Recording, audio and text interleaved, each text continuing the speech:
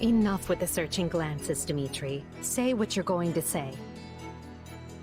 I was just thinking that I find it difficult to speak with you. Even now that we have the opportunity to exchange words peaceably. Too many have died for us to suddenly have meaningful heart-to-heart conversation. Oh? That's not how I feel.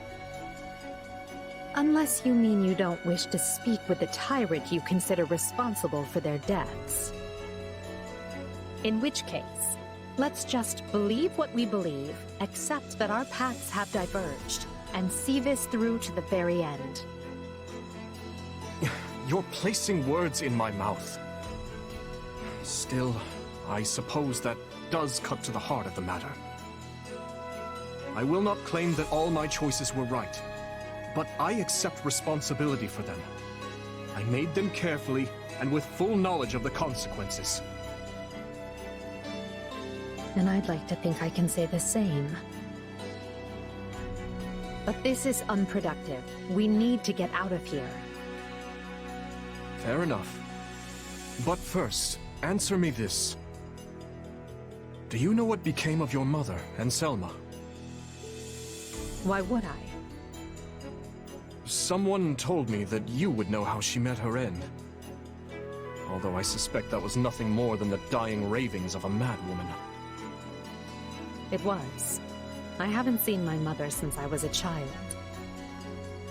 It would have been right before she was exiled. You would know what happened better than I. I suppose so. Regardless, thank you for answering. Now, shall we get back to finding our way out? Please, we can't resolve anything so long as we're trapped in this... Ah!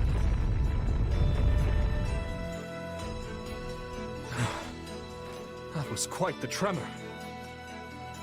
Whatever this place is, I find myself liking it less by the moment. Can you stand? Yes, thank... Perhaps we can put our differences aside, if only for the moment. Hostilities will do us no good here.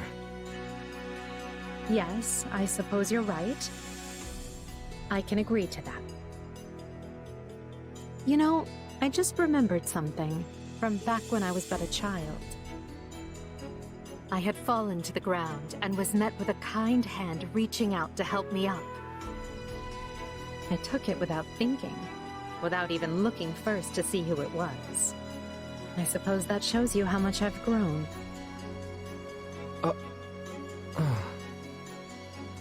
Dimitri, what is it? I have a similar memory.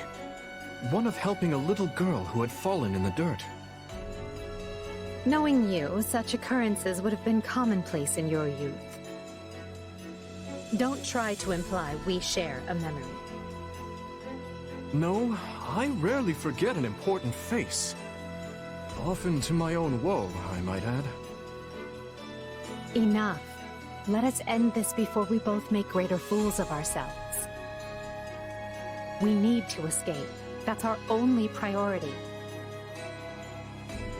Not that the world outside will be any kinder to me than the one in here. Edelgard, What are you doing? You should know I won't hesitate to leave you behind. Indeed. I'm coming, Elle. I have to say, this isn't how I imagined Fodlan's 3 most powerful leaders would be coming together. Indeed. I hesitate to even consider the look on Hubert's face right now. I don't think anyone's too worried about me, though. Vanishing without a word is kind of what I do. So much for being a reliable leader. Or perhaps it's the opposite, and your people think you reliable precisely because you always return. It must be nice having friends you can depend on to handle important matters in your absence. And it must feel lousy to realize no one wants to do your job, Edelgard. I'm glad to see your tongue remains as agile as ever. Let's try moving our feet instead, shall we? Hey, I can do both if you want. It's definitely not an either-or kind of situation. So, Edelgard, say the four of us get out of here in one piece. What are you planning to do about Dimitri? Maybe we should join forces and take him on together. You're such a bore sometimes, Claude. And is that a serious proposal? Well, I suppose it would be easier for me if the kingdom stuck around. After all, I get the feeling that if we divide Fodlan between the Empire and the Alliance, I'll be the one holding the short end of that stick. Our goal is to deal with Rhea and the Central Church, not to unify Fodlan. You never have been one to mince words, have you? Well then, allow me to match your honesty. It would be more convenient for me if the kingdom ceased to exist. The Central Church has a much closer relationship with Fargus than with the other regions. Even were we to capture the Archbishop and force her to dismantle the upper echelons of the Church, it wouldn't be enough. The roots of that organization run deep. Hey, hold on. You're just looking to capture Rhea? You're not gonna, get rid of her? Is it not enough to subdue a foe and remove them from power? I'm just surprised. I would have expected you to be more thorough. And here I thought you wanted to pursue a peaceful solution. Hey, give me some credit. If I didn't like to rock the boat, Lester would have been swallowed up by the Empire ages ago. I have ambitions, Edelgard. Real ones.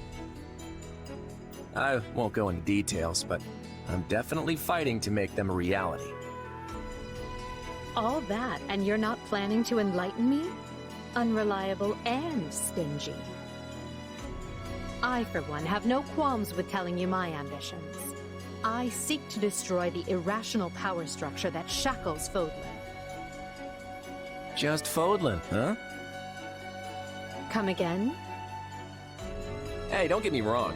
That's a goal I can get behind. That's why we're working together. But I'd be grateful if my own ambitions can be fulfilled at the end of your path of conquest. I'd like to believe that is possible.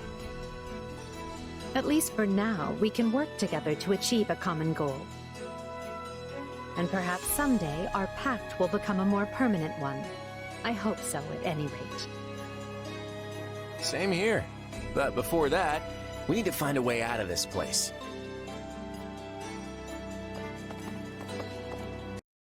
What do you hope to accomplish once this war is over, Claude? Why? Worried I have some nasty plot up my sleeve? Well, I don't. Although I doubt you're gonna like what I do have planned. I'm just gonna come out and say it. After the war, I'm going to abolish the Central Church and depose the Archbishop. The people of Fodlan have been shackled by this decrepit system for too long, and I'm ending it. You're going to do away with the Church? That's right. Think about it.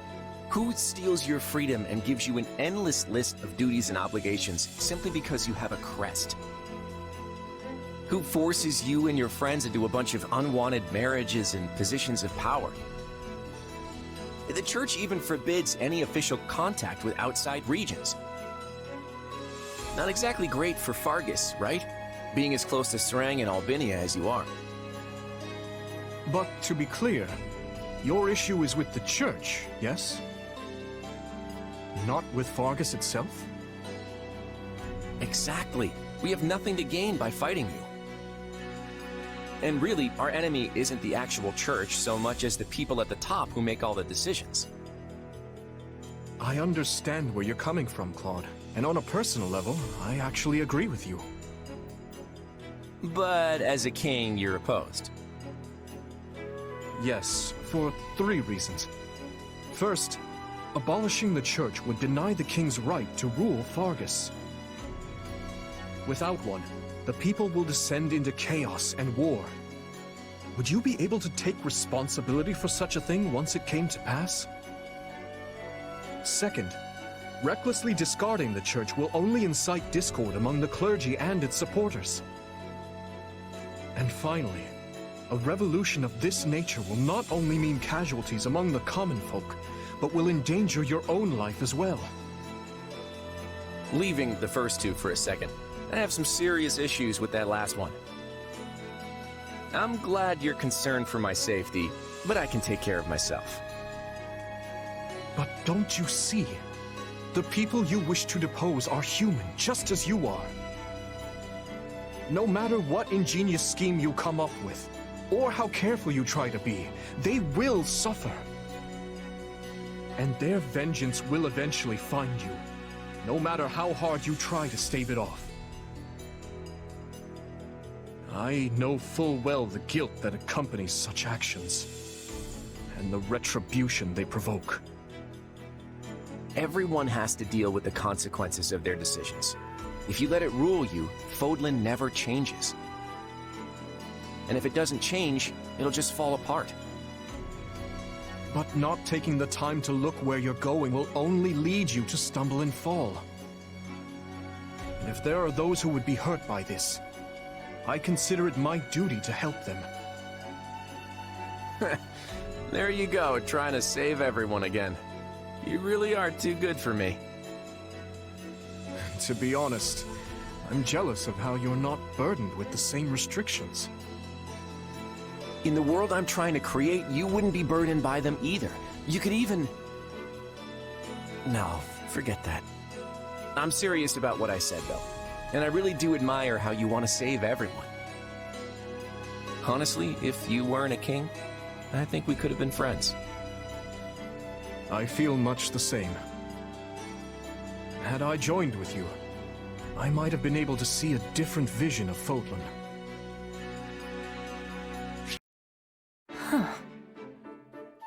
Need something? I have been noticing that you are going out of your way to be helping me. Even more than the others. Why is this?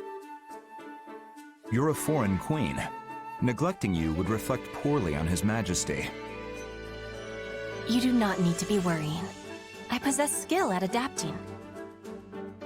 Before, I was thinking Fargus was too cold. But now, I have become adapted to it. Good. But I am experiencing a problem. I still have struggles with the language of Fodlan. Perhaps you can be teaching me? Me? Teach you the language? Yes.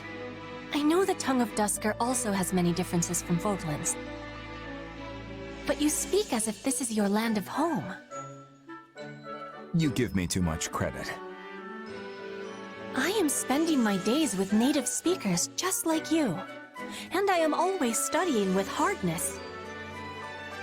But you are still surpassing me in this language. How did you become this way? His Majesty taught me. He felt it unproductive to communicate in broken sentences, so we spent years teaching each other. An exchange of languages! That idea is a wonderful one. If Dimitri found success teaching you, maybe you can be doing the same for me. Do we have agreement? Why me? You said that Dimitri is not wanting me to be neglected. Not being able to convey my feelings is giving me great sadness. It is making me feel frustration and loneliness. Ah. When I was first in Fodlan, I could not be saying anything in this language. Whenever Edelgard was speaking to me, I could only be staring back at her with big, confused eyes. Then I decided to be studying on my own. But the nobles were laughing and saying my words were ugly. It was the same for me, but His Majesty was always close. If ever I struggled with a word, he would teach me. But I was a hostage. I was without such a teacher. Until today. Now I am having you. I suppose you do.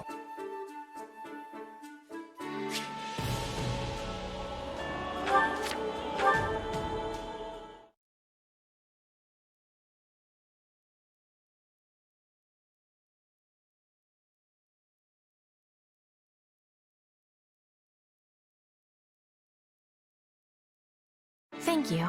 That is making it much clearer. Dedue? What are you looking at? Just admiring your diligence. You're different than I used to be.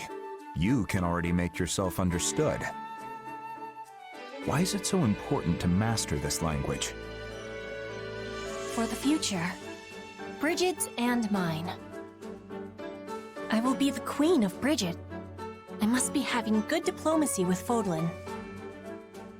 Because your country's stuck between two powers, Fodlan and Dagda. Yes. And no matter who is winning this war, Brigid must be attending negotiations. If the Empire gains victory, my betrayal will be causing much trouble. Most likely. I must be defending myself and my actions. I must be making myself understood. And that's why you study so intently. Yes. If I am working hard now, maybe I can achieve a better outcome later. Will Brigid and Fodlan be having a good relationship? Or a bad one? The answer is on my shoulders. And I am thinking it is the same for you. You will be leading relations for Fodlan and Duscur, yes? Yes, though there's only so much I can do. His Majesty wants to make Duscur independent one day. And I will do all I can to help him. For much time, I thought you were simply the guard of his body. But this is wrong. You work without rest for the good of your people. You tell Dimitri what you are thinking. You have much responsibility. It is very impressive. I don't know how much good I have done. But I care for my people and their future. We have that in common. Yes, we are alike. Indeed.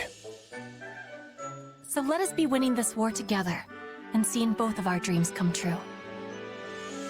Fodlan and Duscur for you, Fodlan and Brigid for me. With your helping, with your help, I can accomplish so much. Can I count on my mentor to be sharing more wisdom? I'm a mentor now? Yes. And I will always be here for you too. All you need to be doing is asking. Now, keep teaching me more words, my mentor. I have eagerness for learning.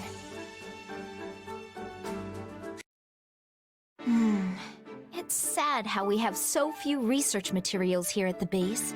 And in addition... What luck that we might encounter each other at this late hour, Lysithea. Don't scare me like that, Hubert! You're terrifying enough under normal circumstances, let alone when you're creeping about like a spider. I should hardly think myself any more frightening than the disembodied spirit people have reported seeing night after night. A spirit? So the spirit was sighted around here then? Nearby? Oh yes, quite near to this training center. It is a positively frightful tale. Just remembered a thing, important thing, biggest. I gotta go, good night, don't follow me. Positively frightful, I say, them calling my light a disembodied spirit. Wouldn't you agree? Oh dear. She left before I could finish.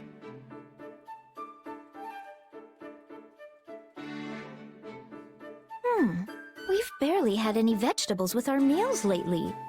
It's honestly kind of nice. Huh?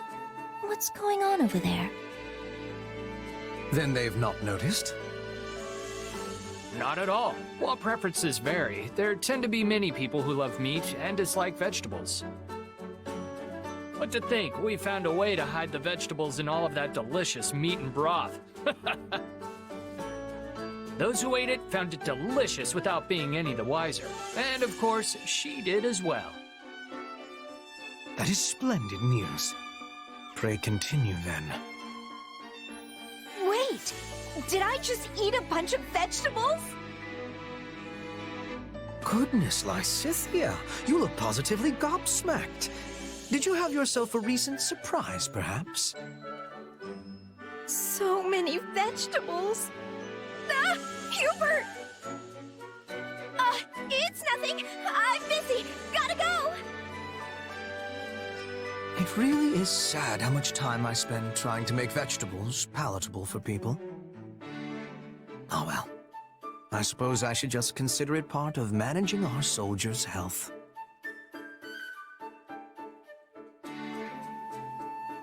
Lysithea, you seem to be in high spirits. I certainly am. Edelgard told me that I was gonna get some delicious sweets today. Wait, why am I even talking to you about this? You might find yourself without any sweets whatsoever if you continue to treat me so cruelly. After all, I am the one tasked by Her Majesty with the honor of giving them to you. Then why didn't you open with that, Hubert? Hand them over. First, permit me to brew a suitable tea to accompany them. Huh?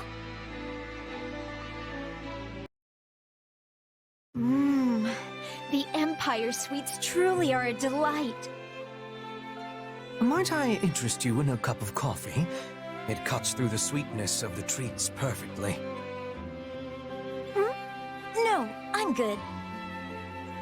Honestly, I don't understand how you can drink that all the time. It's so bitter. Well, I suppose one with a youthful tongue would not care for it. Yet the bitterness, the deep richness, the subtle acidity... Oh, and I'm not treating you like a child here.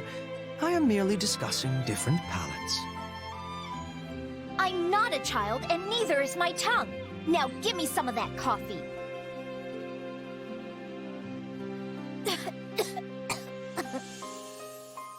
Are you all right, Lysithea? Here, wipe your mouth. I fear that attempt was ill-advised. If you wish to enjoy coffee, you must first modify it to your liking. Perhaps we might try adding sugar and goat's milk. It would mellow the flavor and add sweetness. Yes, please. There's something I'm curious about, Hubert. And what might that be? Why are you being so kind and indulgent to me and only me? Compared to how you treat other people, it's clearly strange. And what if I were doing so because Her Majesty had commanded me to pay particular attention to you? Huh? She did? I mean, even if she did do that, you're still being far nicer to me than you have to be. If I tell you, you must not breathe a word of it to anyone. I will erase you if this gets out. Permanently. You'll erase me? Well, all right. I promise to keep it a secret until the day I die. Is that good enough? It will do. I have a younger sister. One the same age as you. The pair of you have similar personalities, so perhaps I end up doting on you for this reason. You have a sister? Why doesn't anyone know? I conceal my family's existence as much as possible to avoid their becoming a liability. I also have a mother and little brother. Yet you certainly do not know the first thing about them either. I suppose it would be strange for a noble like yourself to not have a single relative. Still, it's surprising you'd keep it under wraps from even your close friends and comrades. It is my business. Regardless, I imagine that is the reason I unconsciously end up favoring you as I do. So you aren't treating me as a child, but a little sister? Well, if that's the case, and considering how much older you are than me, I suppose I can allow it. Oh, but that will not do. My sister would be most indignant if I were to treat anyone other than her as such. Ergo, I will simply have to exercise more caution and refrain from treating you as anything other than a normal child. If it would make your sister upset, then... What do you mean, treat me like a child? Oh dear, I let it slip. It appears my tongue is the one that still has some maturing to do.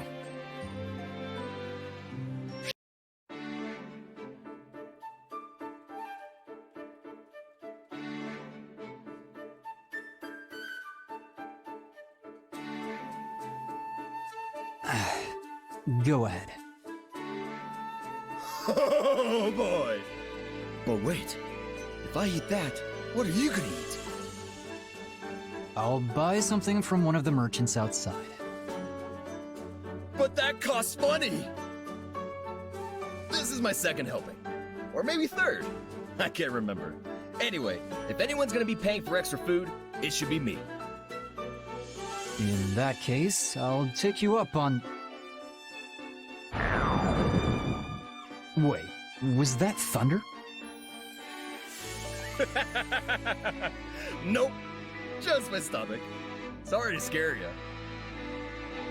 I tell ya, I can't wait for this war to be over so I can eat as much as I want. Look, skipping a full portion won't kill me. Why don't you take half? Wow! You mean it? Thanks a bunch, meat buddy. Meat buddy? Wait, is that me? Yeah, you love it as much as I do. So that makes us meat buddies. Whatever you say. Hey, I've got an idea. If there isn't enough to go around, we should go hunting. That way everyone can have their fill. That's actually not a bad idea. I know! Come on, we'll hit up the nearby forest. Petra says there's a ton of game there. Just so happens I have some free time on my hands. So let me finish my lunch and I'll be ready. All right! Meat buddies are unstoppable! Wait, you forgot your food! He really is something.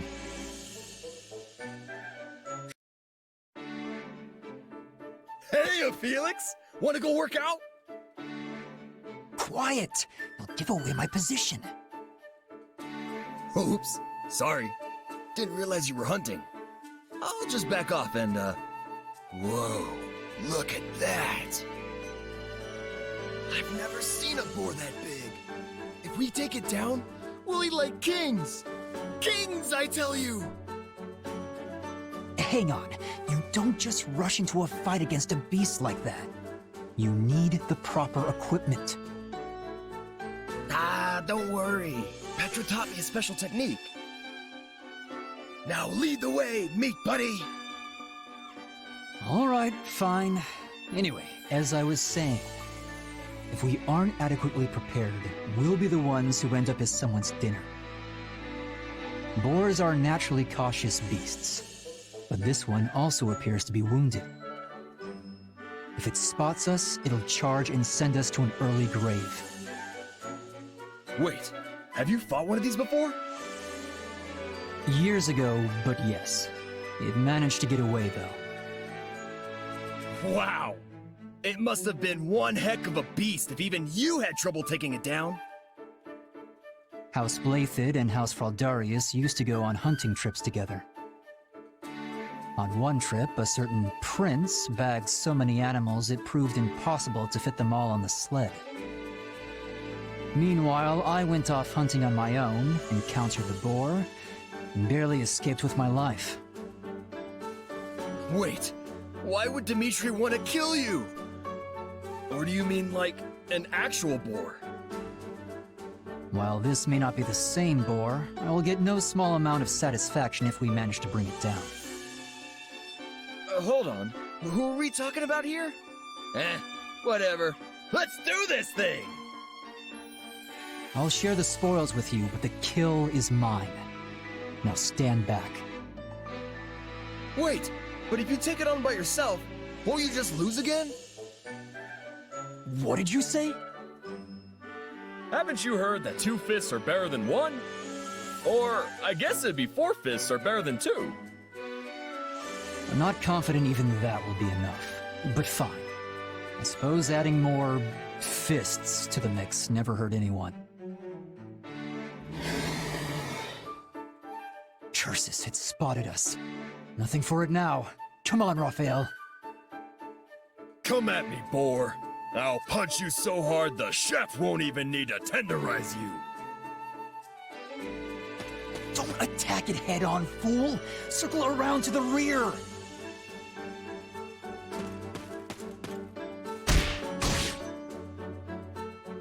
Yeah! We did it! I can't believe we took it down so quickly. Told you this was a 4-fist job! I guess you did. Maybe there's something to this whole working with friends thing after all. Aww, you called me your friend. Took you long enough. Cram it. We need help carrying this back, so let's go find some extra hands. Felix, wait up!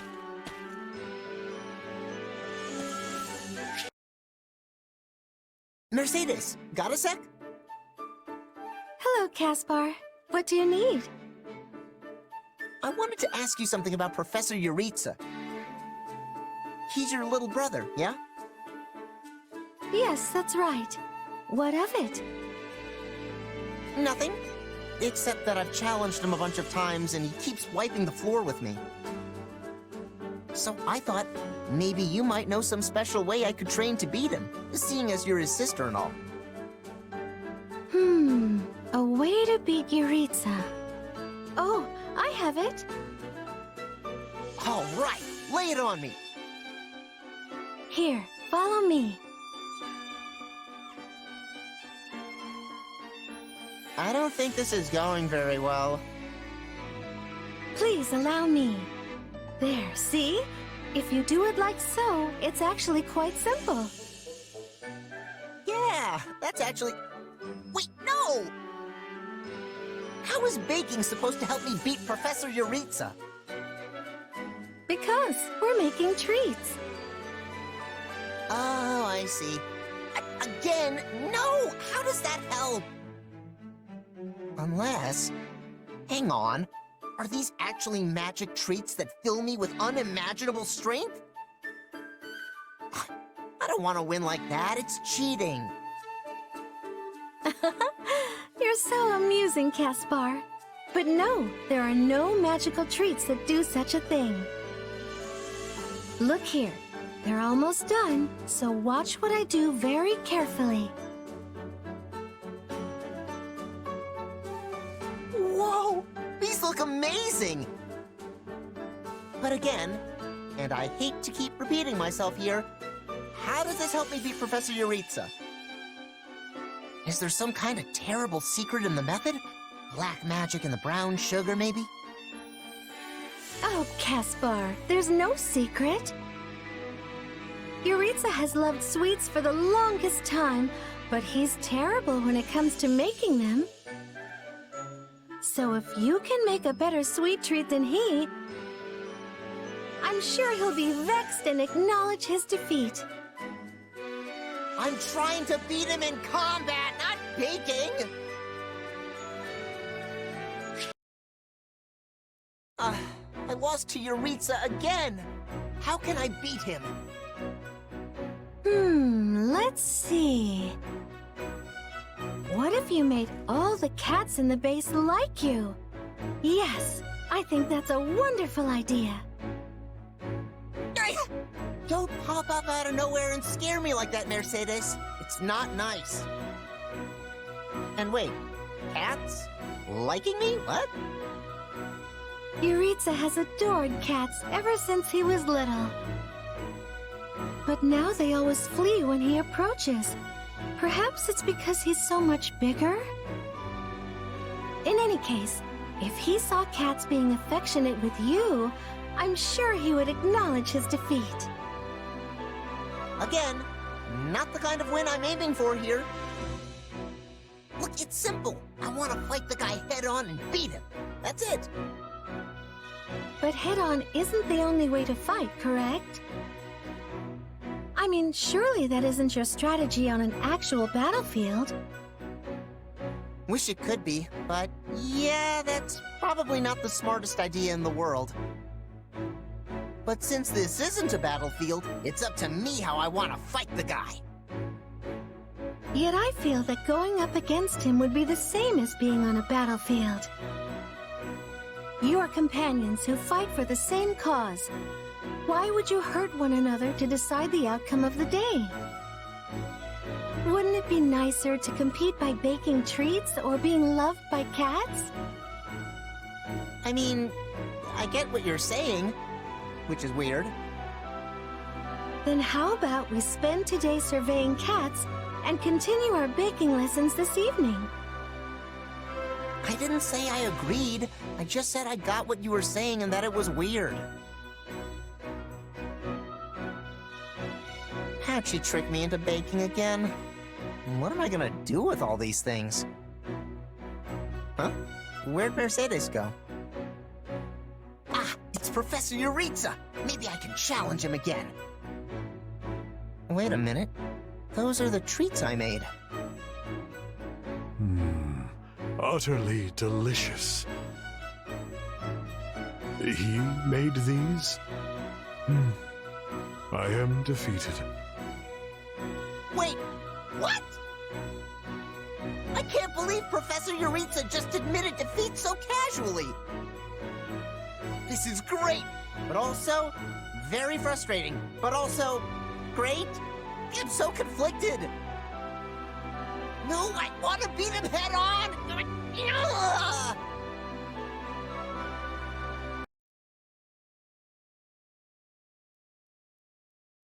And heave. Hello, Hilda. What are you doing? Organizing our gear? What does it look like? I know what it looks like. It just doesn't seem believable. But you working, I mean. You never do that. Well, the person who's supposed to be doing it is hurt, so I agreed to pitch in and help out. But you always have others do your work for you. Okay, slow down, pal. It's not like I run around asking people to take on work for me. I just let them do it if they want to.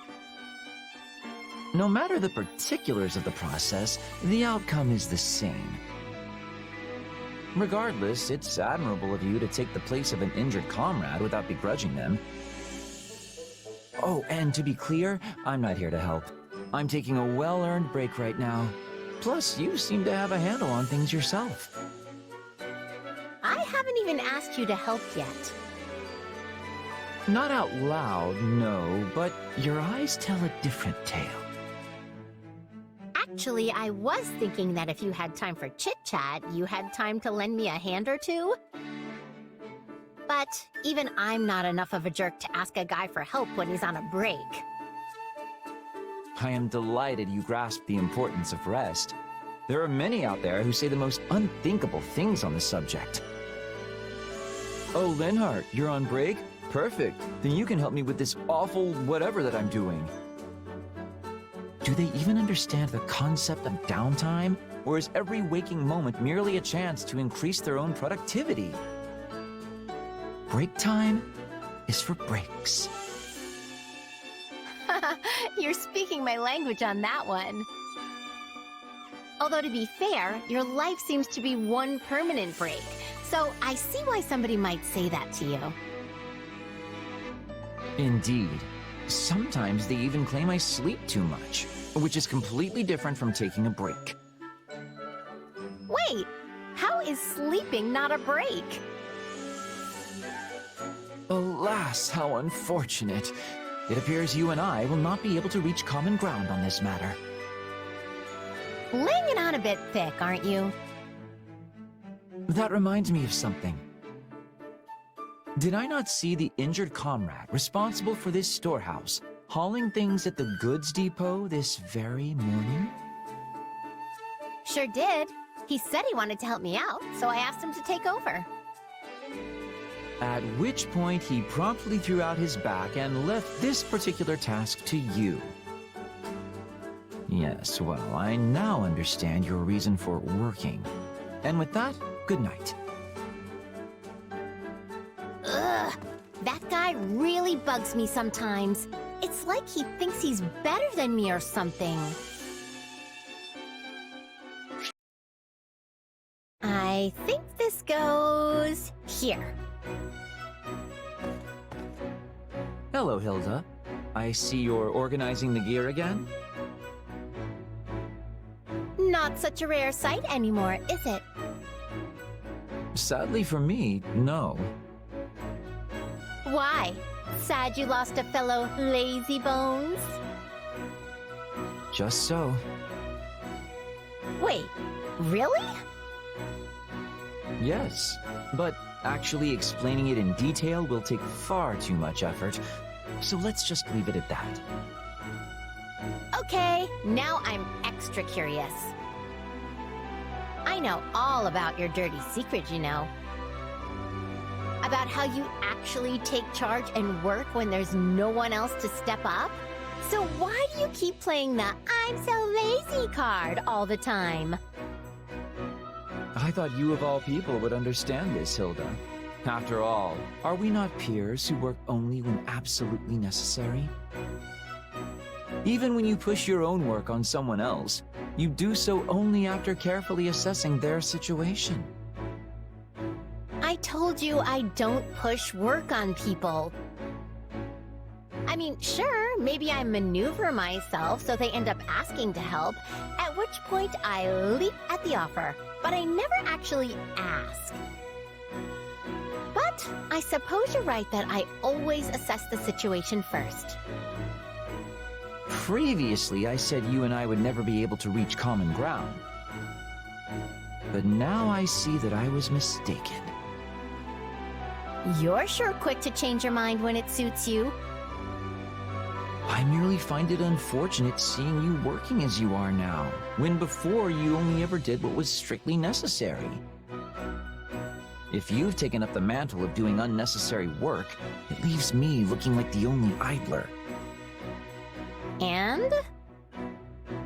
As such, I will offer you my assistance. Let's hurry up and finish here so we can rest that much sooner. Wait, but why? Just as I told you, it won't do me any good to be the only one not working around here.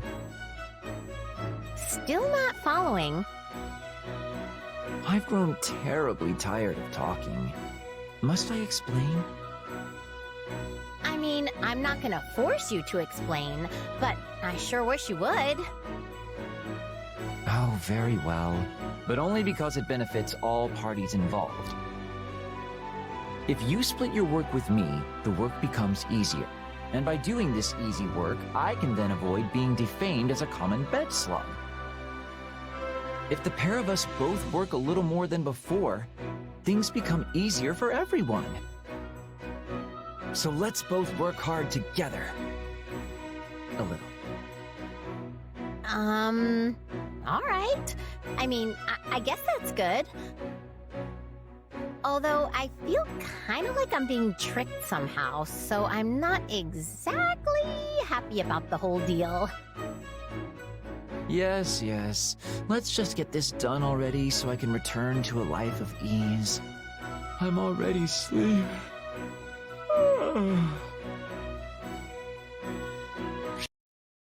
Ah, Annette, good day to you. I see you remain as sprightly and sweet as a newly bloomed flower. Hi, Lorenz. Oh my. Have I done something to invite your displeasure? You just kind of brought back a bad memory from a long time ago.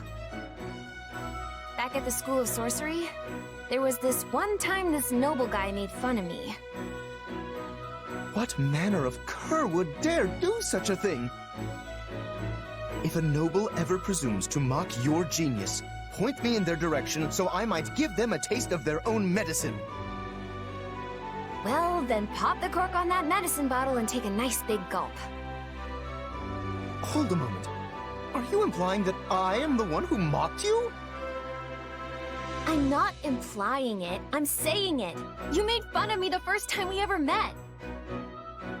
You were all like, I say, you there, this is no place for a child. Now run along to your parents before I summon the watch. We simply cannot abide a common scullery maid wandering these hallowed halls. Why, we'd be made a laughingstock. You thought I was some lost kid, and you called me a scullery maid. Yes, I do seem to vaguely recall the incident. Oh, so that scullery maid was you!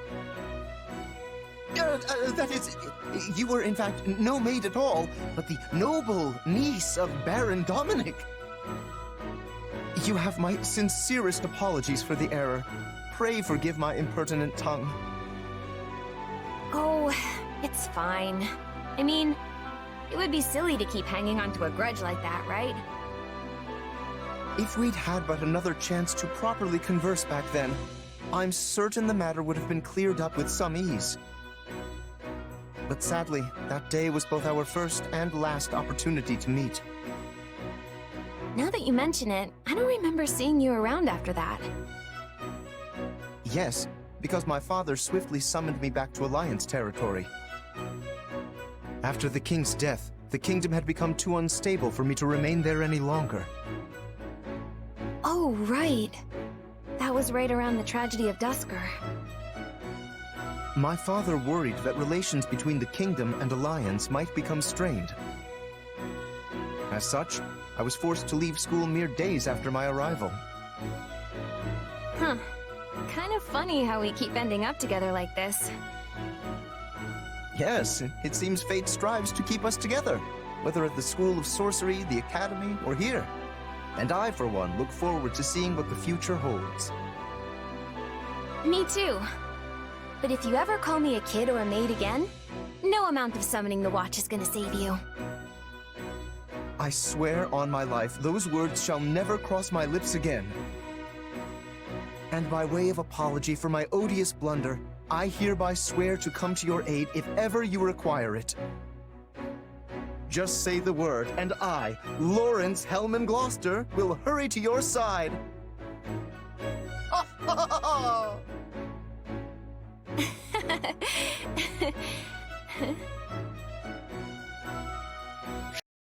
Ah, Annette, good day to you. Hey, Lorenz. Did you need something? Yes, there is something I simply had to tell you. Please don't say you want to ask me out. Perish the thought. I merely wanted to praise you for your diligence, as it has clearly been paying off. Thanks, I guess. What's all this about? I have borne witness to your magnificent exploits, both on and off the battlefield. Such achievements could only be possible through tireless effort. That kind of brilliance is impressive, no matter if you're a noble or a common lass of the lowest birth.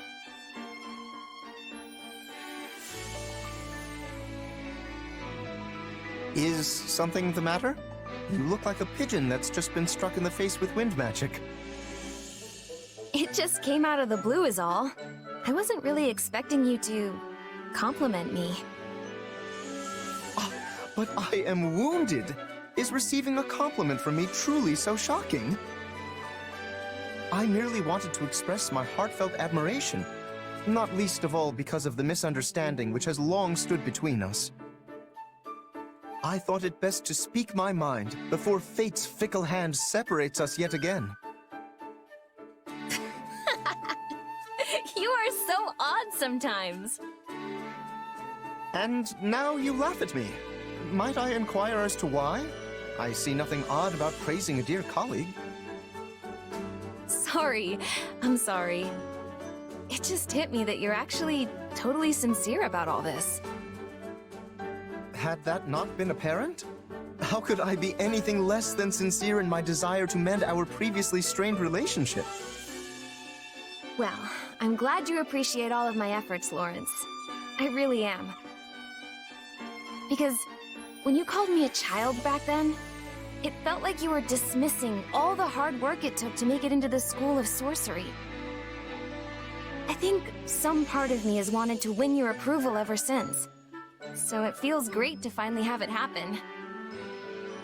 You're a better judge of character than I gave you credit for, Lorenz. Naturally. It is a noble, sacred duty to stand above others and correctly evaluate their worth, after all. Well then, as something of a noble myself, I guess I could stand to learn more about that from you. That would be splendid! Well then, from one noble to another, perhaps you might join me for a meal so we might discuss issues of... Let's not.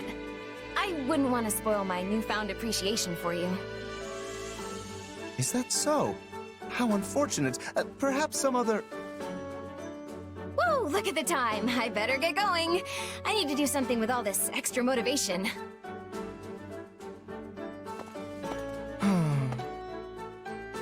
Well, no matter. I need only follow her example and work tirelessly toward my goal. For I, Lorenz Hellman Gloucester, must aspire to nothing less.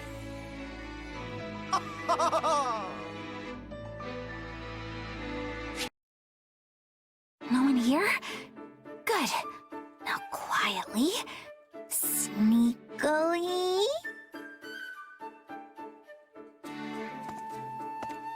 Bernadetta? Ah! Back to the beyond from whence you came! I haven't done anything wrong, I promise. I was just really hungry! Bernadetta, wait! There are a bunch of crates over... Ow! Oh, no!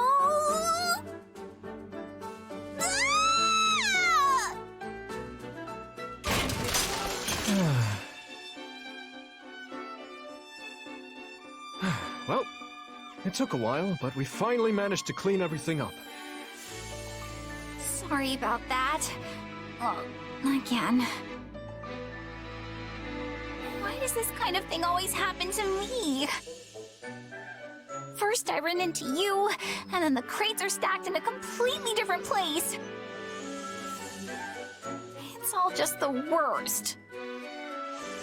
I wasn't expecting to find anyone up at this hour, so I apologize for scaring you. Wait, no, I didn't mean you're the worst. I mean, I didn't actually want to see you, but... No, wait, that sounds bad. I just... Think nothing of it. You were raised in the Empire, so it's only natural you'd be afraid of me. But, if I may, why were you in the mess hall so late? Wait, are you interrogating me? Am I going to be royally executed? No! Don't be ridiculous. Why would I have a valuable ally executed? Wait, you mean it? You better mean it! I won't let you live it down if you're lying! I would not lie about something like that. In fact, I swear upon the goddess...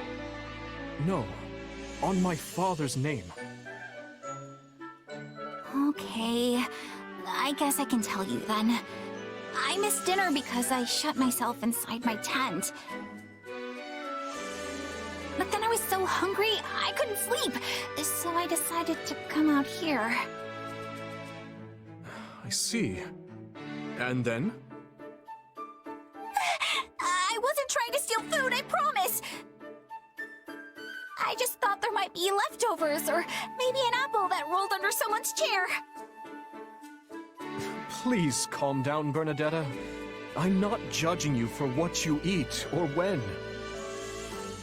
You're going to eat me? No! I taste terrible! Oh, she is utterly exhausting.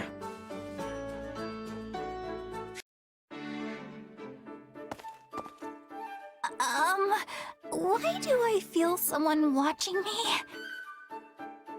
Hello, Bernadetta. Somebody! Stop. I am not a ghost, and I am not here to scold you. I'm just here to get food because I'm hungry. I was stuck inside all day with work and missed my chance for dinner. Help! Oh, so you're just like me then. It's rather difficult being shut inside all the time. I always lose track of the hour. Yeah, same. But how'd you know I was inside all day today? Oh no. Was this work of yours spying on me? No. If I had time to spy on people, there wouldn't be piles of documents teetering atop my desk. Yeesh, that sounds rough. Wait, hold up. Why are you taking all those raw veggies and that dried meat?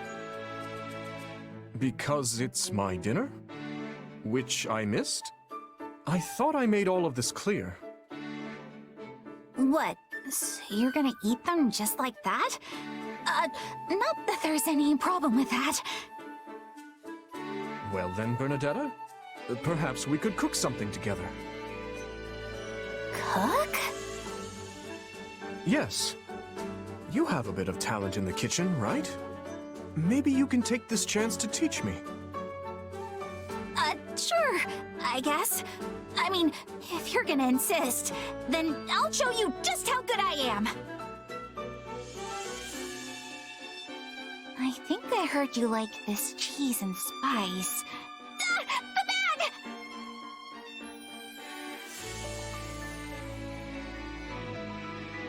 All right, that should do it. What's the matter, Bernadetta? You seem to be shrinking away.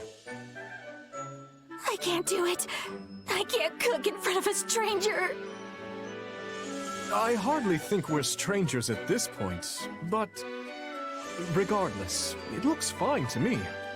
There's no need for you to be so distraught. It's not fine! The spice bag ripped and they all fell in, and then I got so flustered I dropped an entire reel of cheese in there! It smells terrible, and I mean really terrible. There's no possible way it's going to taste good!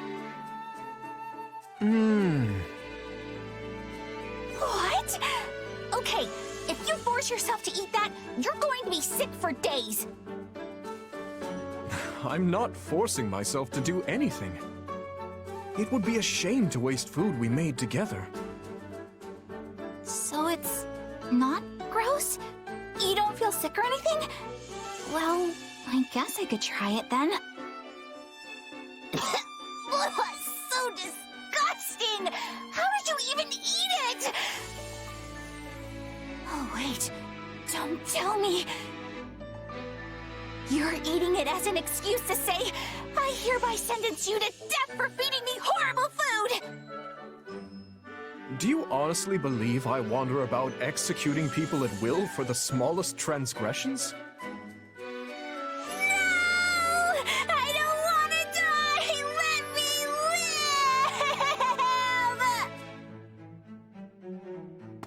live! Too much cheese and spice, is it? I suppose I'll bring her something else for dinner, since she only had one bite of this. The tea is delicious, and though it's not quite sweet enough for me, it has a lovely aroma. Ah, you've noticed. Yes, I added some rare rose nectar. That explains the unique flavor. I rather like it. As the saying goes, the richer the nectar, the richer the time spent with your companion. Yes, and it goes so well with the treats that... Oh no! We've eaten them all! Sadly, I fear that is all we have. Sweet treats are rather difficult to come by in these dark times. But if there is anything else you desire, I will endeavor to provide it. If there are no more treats to be had, I feel our tea is complete. Good day. Wait, stop! We may not have treats, but surely there are matters on your mind you might like to discuss? No. Again, good day.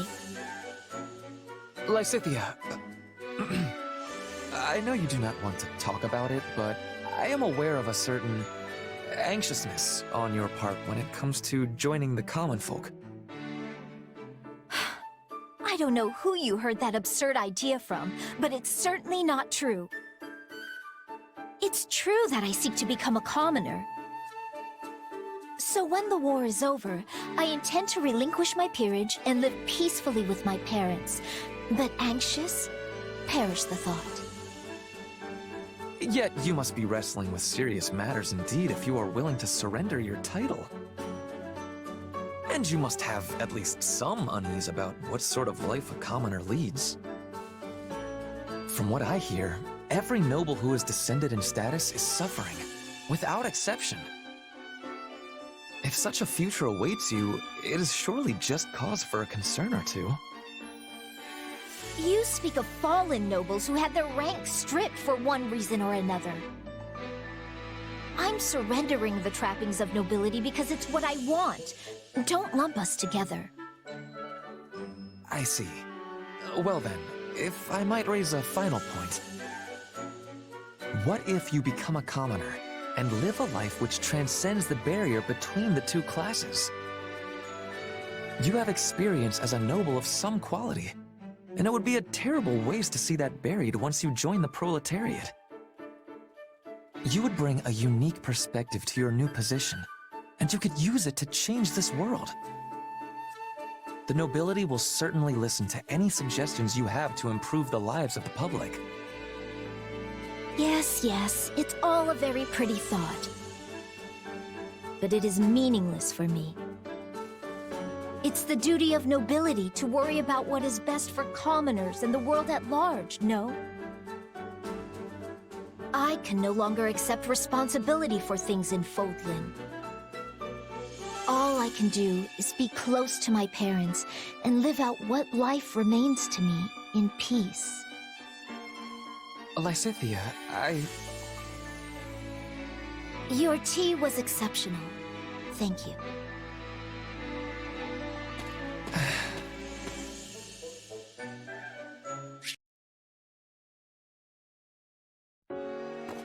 Lysithea!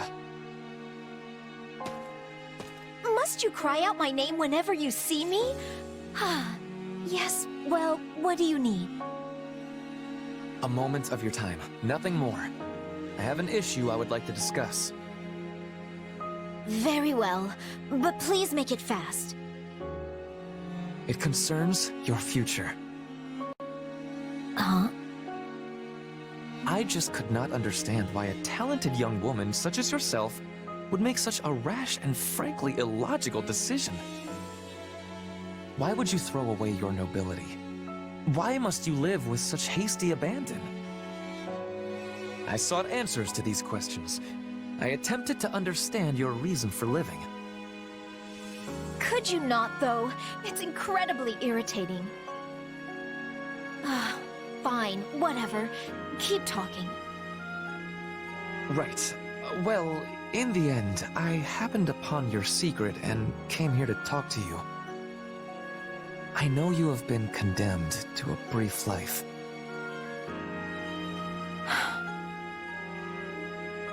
So you know the truth.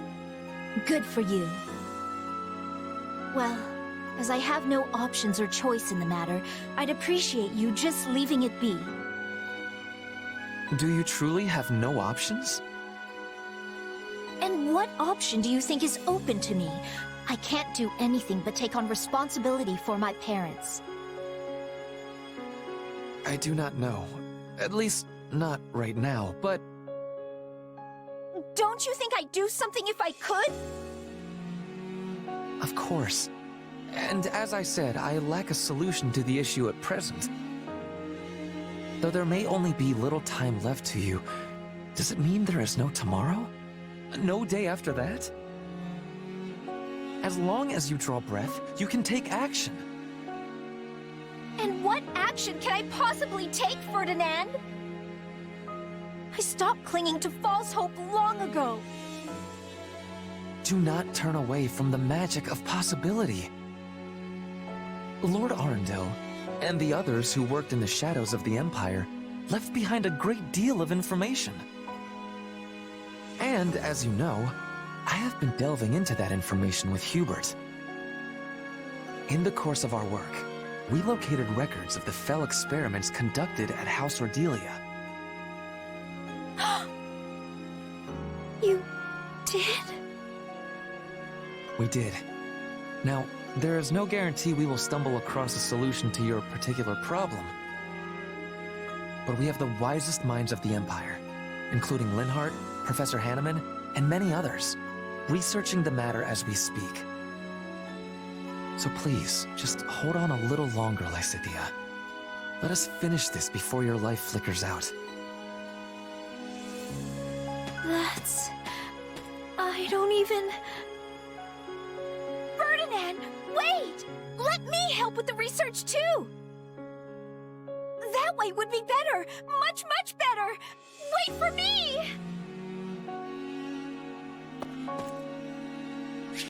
Ignatz! I've been looking all over for you. Oh, hello, Sylvain. Do you need something? Yeah, I actually... Oh, were you painting? Sorry, I didn't mean to interrupt. No, it's fine. What can I do for you? Actually, I was hoping you could take a look at this painting I brought back last time I was home. This style is rarely seen in Fargus. It might be the work of an Imperial painter. Agreed. I don't think I've seen this style of brushwork used much in the kingdom. My father's first wife was an Imperial noble, so maybe it was hers? I never knew that. Still, it's quite stunning. I know, right? That lady's really something. I didn't mean the woman herself. Though, of course, she's lovely too. The features of her face suggest such kindness. She actually resembles Lady Rhea in a way. The thing is, I have no idea who she is or if she even exists in real life. Is that why you came to me? To see if I could uncover her identity? Pretty much. I really love this thing, so it's been bugging me for years. I thought maybe you could finally scratch the itch for me. I mean, everybody knows you're the go-to guy for anything related to art. Well, I'll do what I can, but please try not to get your hopes up. There's still a great deal I don't know. Though I must admit, my curiosity has been piqued as well. Oh, really? Thanks. I wouldn't have the first clue about how to go about this on my own. I mean, I'd at least have something to go on if it was a religious painting, but us kingdom folk pretty much only care about fighting, you know? And our art books are, well, let's just say they're lacking, and leave it at that. Yes, I'm well aware. Sadly, while religious art has continued to thrive and grow, the same can't be said for its secular counterparts. I do get the impression that this portrait may actually be related to the Church of Seiros, though. You think? I don't know. I haven't noticed any of the usual elements of a Seiros composition. As I'm sure you know, paintings of legendary and sacred figures all share a certain pattern. Which is to say, they're frequently depicted with their associated symbols. Yeah, like St. Seiros with swords and St. Sethaline with fish. But I don't see anything even close to that here. Look at the birds. don't they seem strangely prominent to you? I guess, now that you mention it. Okay, so who was associated with birds? St. Macule, maybe? No, St. Macule was a guy. This is nothing like how he's usually depicted either. I didn't expect you to be so knowledgeable, Sylvain. No offense. To be honest, I always thought the two of us lived in entirely different worlds. Come on! You should know me better than that. I'm the biggest art connoisseur in all of Fargus. Though, I admit, at first I only studied it to impress the ladies. Sorry. I guess we still live in different worlds after all.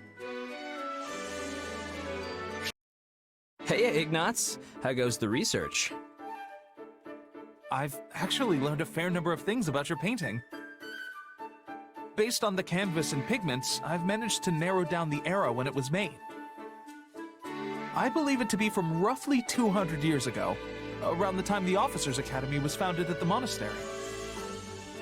Wow, I'm impressed you can nail it down that specifically. I knew you'd come through for me. Well, the vivid blue pigment of her clothes is very distinctive. It's a rare kind of Almiran paint made from crushed gemstones. And it only came to Fodlan 2 centuries ago, after Almira invaded. Which means the painting can't be any older than that, yeah? Exactly. Oh, and the material used for the canvas is... Well, if I went into every detail, we'd be here all day. What about you, Sylvain? Did you learn anything? I heard you were trying to track down some books in the capital. Yeah, I read up on the saints. Turns out birds are definitely one of St. Macule's things. But I also found a weird story about an archbishop from 2 centuries ago. I'm guessing her reign got cut short due to illness because I didn't recognize the name at all. Anyway, on the day she died, white birds apparently flocked to the monastery and started mourning. If that took place 2 centuries ago, she might be the person in this painting. Yeah, it all seems too connected to be a coincidence. Still, her clothes seem rather plain for an archbishop of the time. Yeah, I wonder why. They were usually into fancy robes and big hats and all that. Maybe it's more of a symbolic representation than an actual portrait. It could be designed to show how she was humble and supportive of the poor and downtrodden. Or perhaps she just wanted to be represented without all the trappings of her office. Of course, I'm just guessing here. I have no actual proof of anything. Hey, I'm spitballing too. I mean, I don't even know for sure that she was an archbishop. Still, is it just me or does she look a lot like Lady Rhea? Well, yes, I suppose she does. But that has to be a coincidence, right? The position of archbishop isn't hereditary, and I doubt they could be related in any way. Yeah, you're right. Probably just the overall ambiance that makes them seem similar. Anyway, who knew I'd find something like this hiding in my house? Pretty crazy, huh? I'm really glad I showed you. Not knowing would have probably bugged me for the rest of my life otherwise. No, thank you. I'm truly glad to have come across this piece. Both because I got to know a stunning work of art and because I learned more about you in the process. You're much easier to talk to than I imagined, and quite a bit more interesting as well. Glad we could clear up that little misunderstanding, because I'm all about making new friends. I feel just the same. I'm not certain this market is worth my time. Although the variety of sellers and goods is at least moderately impressive. Hey there, Linhardt. It's not every day I see you out shopping. Oh, I thought I might happen across some good finds. And what brings you here, Leonie? Same. This is the best place to get affordable daily necessities and hunting equipment and the like. I myself am looking for items that might prove useful to my research, but alas, I have come up empty. Yeah, but the best finds usually don't jump right out at you. You gotta dig a little, you know? How about this? You keep looking, and I'll pitch in and help look at the same time. No, I've had enough for today. I'm so tired. You never change, Linhardt, and I mean never. Well, I'm going to be here for a while, so if I find anything I think you might want, I'll grab it. Ooh, that looks interesting. But how will you know what I want when I haven't... Oh, never mind. Hey, Linhardt, I found something good. Wait, I thought you were gonna take a nap. It would have been rude to make you look while I enjoyed a moment of repose, so I decided to see if I could find anything you might enjoy. Wait, is that a mask? Indeed. It's an animal mask you wear like so. Okay, that looks just like the real thing, which makes it amazing on you. Is it really that amusing? I thought you could wear it hunting and confuse your prey into thinking you were one of their own kind. Yeah, I could probably. No, stop! My stomach! This wasn't quite the reaction I envisioned, but I suppose your finding it amusing is good enough in and of itself. Sorry. I'll take it hunting with me next time I go, I promise. Although I'll probably burst out laughing and scare off all the animals. And what did you find for me? Oh, right! Check this out! Ta-da! At first, I just thought it was a weird-looking statue, but apparently it's really old. Ah, I see. Yes, well, thank you. Something about your reaction isn't sitting right. Is it not actually a good find? That I cannot tell without further investigation. But there's no denying it is a curious little thing. In any event, judging from its appearance... Okay, what's the deal? I'm sorry. The statue is just so terribly amusing. Huh? Where are you going? And stop laughing! Hey, Linhardt! Get back here! I can't believe Caspar foisted this on me.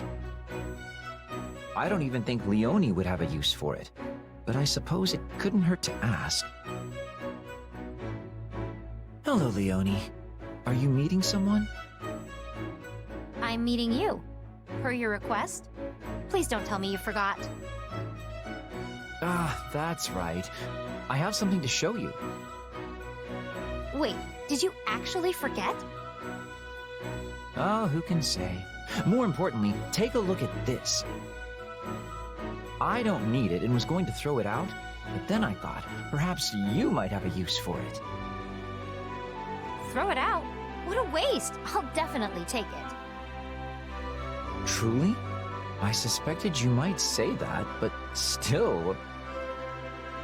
You gotta use things that are usable after all. Despite the fact that it's been written on so much that it now has utterly fulfilled the destiny of all paper? There's still plenty of white space. And even if it was packed to the gills, it'd still make good kindling. In any case, if you don't need it, I'm happy to take it off your hands. Deal? Deal. All yours. Okay, now I gotta give you something in return. Let me see what I've got here. Well, looks like all I have is this dealie I picked up in the woods a couple days back. Thought it might make a good arrowhead, but it's too hard for me to flint knap properly. That's a piece of an ancient relic. How did you even find such a thing? Yes, well, I will gladly take it. Incidentally, would you mind telling me where you picked it up? Wow, you really want this, huh? I do indeed, Leonie. Why, this is a discovery worthy of canceling my afternoon nap. Somehow I doubt that's gonna happen, but, well, I'm happy if you're happy. And you have done me a service as well, by taking an unneeded item off my hands. It's funny how stuff like this works out. One person's trash really is another person's treasure. That is because you and I are what I would call a special pair. Care to explain that? One might say the things that matter to us are completely opposed. Even among all of our comrades, you'll not find a pair more... well, except for... oh, and then there's... you know what? We aren't so special after all. You are a very strange man, Linhardt. But special or not, our relationship is perfect for disposing of unwanted items. So let's keep it up. Sure thing, buddy. Not that I have any idea what you're asking me for at this point.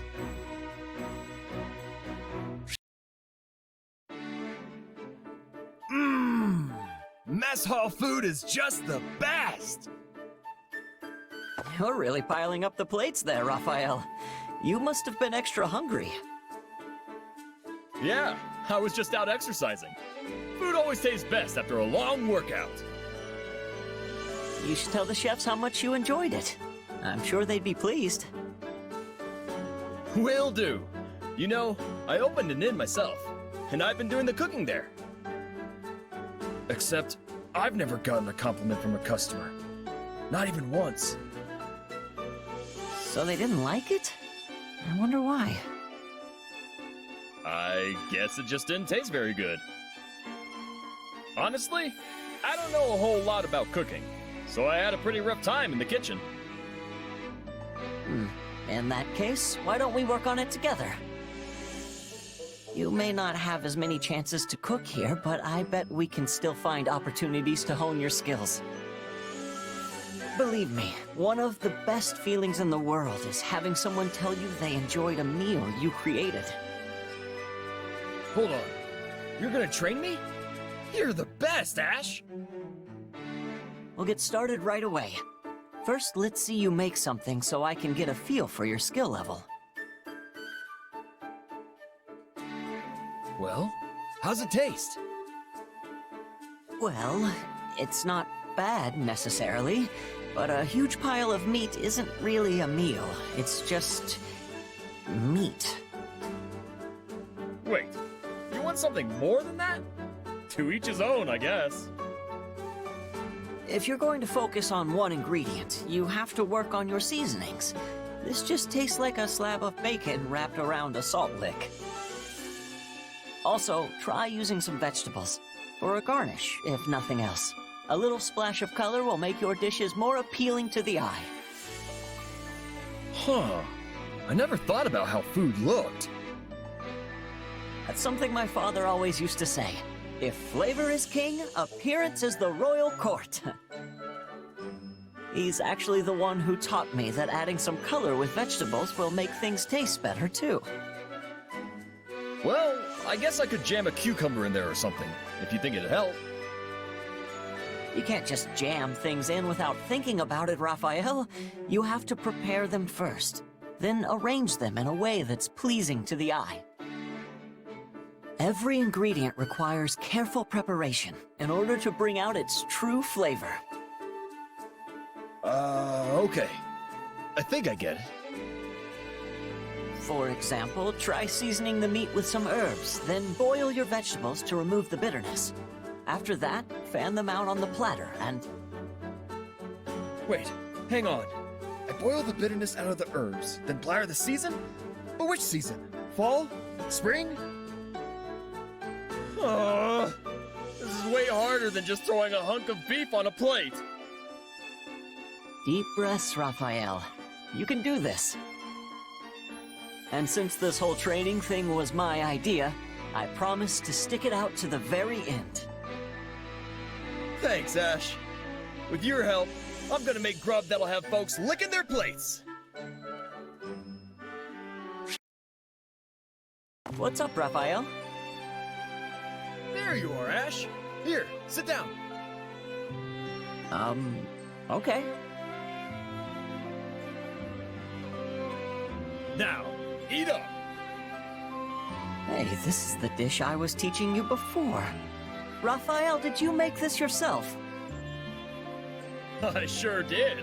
So grab a shovel and dig in, because it's all yours. I've got to say, it looks a lot more appetizing than before. Plus, it smells fantastic. All right, let's see what we've got. That was delicious. You used just the right amount of salt, which really brought out the flavor of the herbs. Hey, you were right. It really does feel great to hear someone say that. I practiced seasoning and putting things on the plate and all that stuff, just like you said. Oh, and I had some of the soldiers do a bit of taste testing for me. It sure was rough at first, but I think I've definitely improved. Oh, you certainly have. I had no idea you were working so hard on this. That's because I was sneaky. I only wanted you to try it once I knew it was perfect. You worked so hard to teach me. I just had to pay you back somehow. Raphael, You know my father used to run a restaurant, right? Well, this is the dish he was famous for. You're not talking about Lord Leonardo, are you? No, my birth father. He took ill and died a long time ago. I told you what he said about flavor and appearance because he always used to say it to me. And this tastes just like what he used to make. I've tried for years to get the same flavor, but I couldn't do it. Honestly, I never thought I'd taste it again. Come on. Eating through tears is no way to enjoy a meal. Good food should make you smile, not cry. Sorry, Raphael. Guess I got lost in the past there for a second.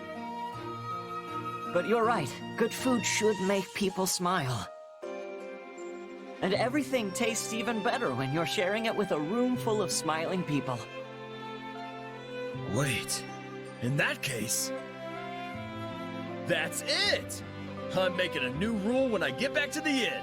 You gotta smile when you eat good food.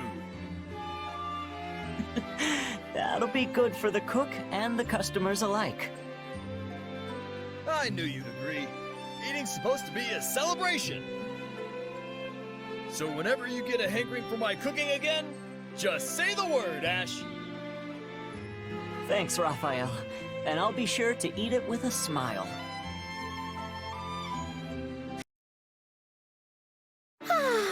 It's nice to feel the breeze on your skin every once in a while.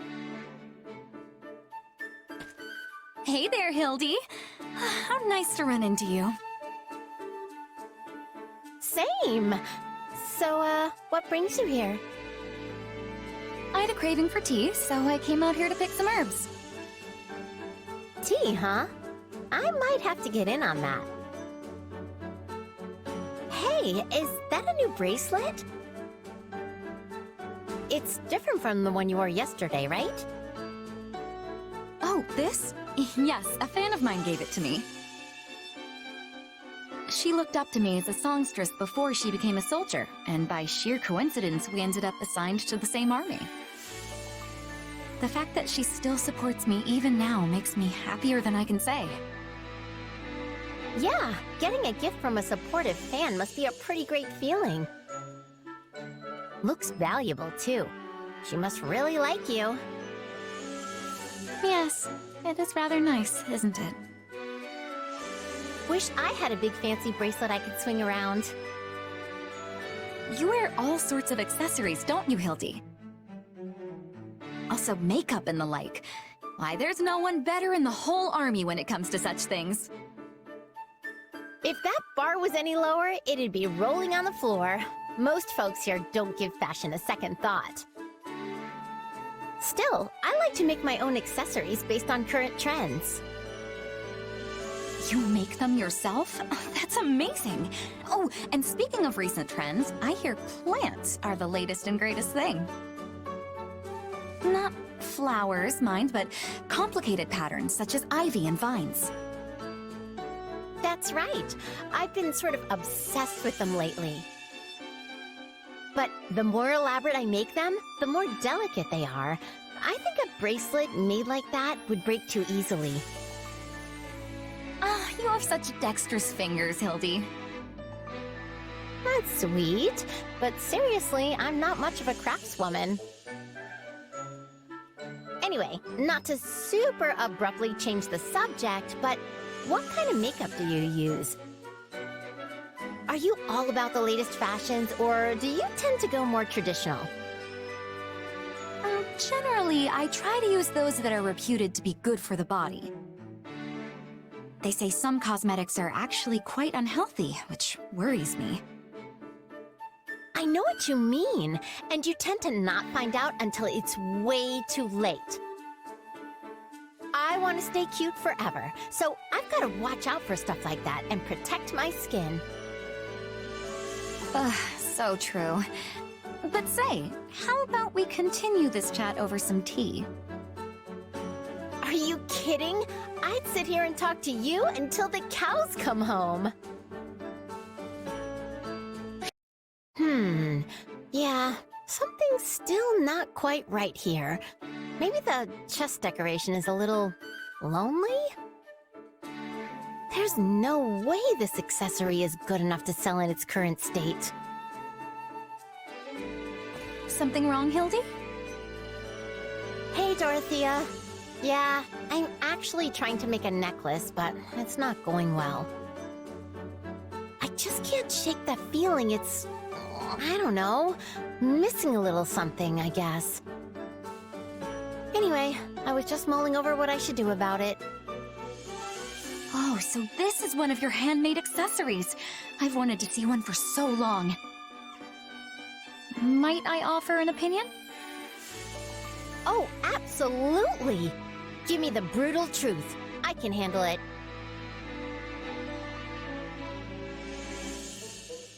This is fine workmanship. Much more elaborate than the goods you can buy off a common tinker. Ah, the chain is patterned after a vine. Yes, I see.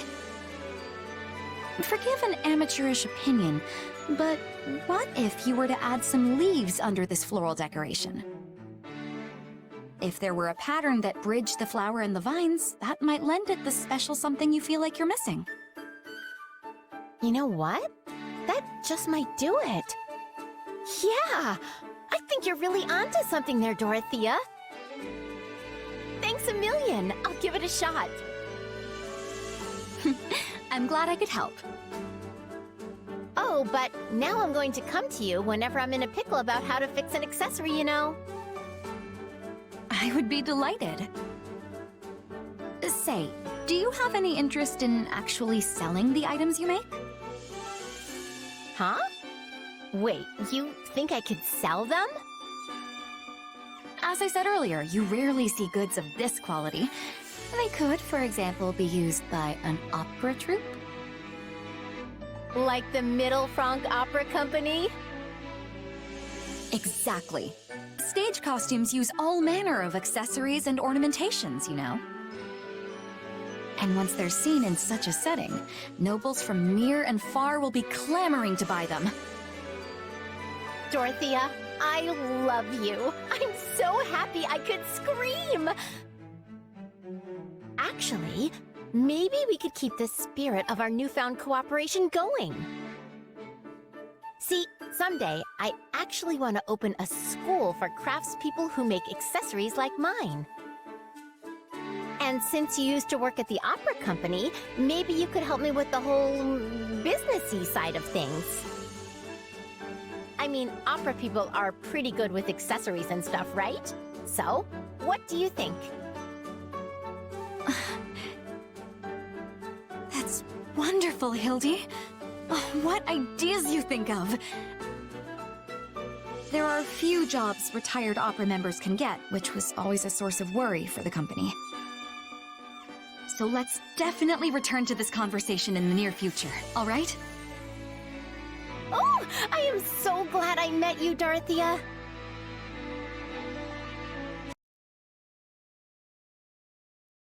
Oh dear, she left some of her feed again today.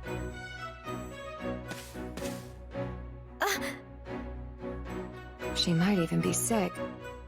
But what do I do if she is? You should give her hay instead of feed. Oh, Marianne, I didn't notice you there. Wait, what's wrong with feed? Oats aren't enough. For a horse, I mean. Not enough nutritional value. I suppose I have been giving her a good amount of oats recently. Is that really what's making her unwell? Yes. Probably. In that case, I'll find some hay for her right away. Thanks for the advice. You sure know a lot. Oh, no, not at all. There's no need to be humble when you clearly know so much. Speaking of which, would you mind if I asked you some other questions? No, I should have minded my own... please, excuse me. Hey, wait! There's so much I want to ask!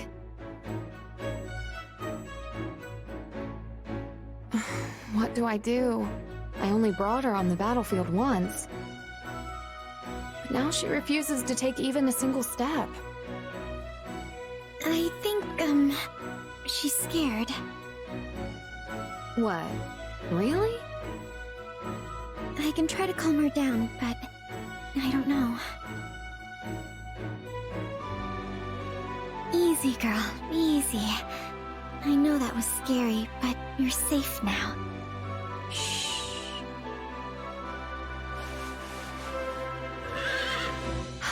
Amazing! She's walking again! She said she hates the stench of blood on the battlefield. And that's why she didn't want to move. Oh, well that makes sense. Wait, did you just talk to my horse? Yes, well, I mean, sort of. I just kind of understand. That's incredible! How do you do that? And can you teach me?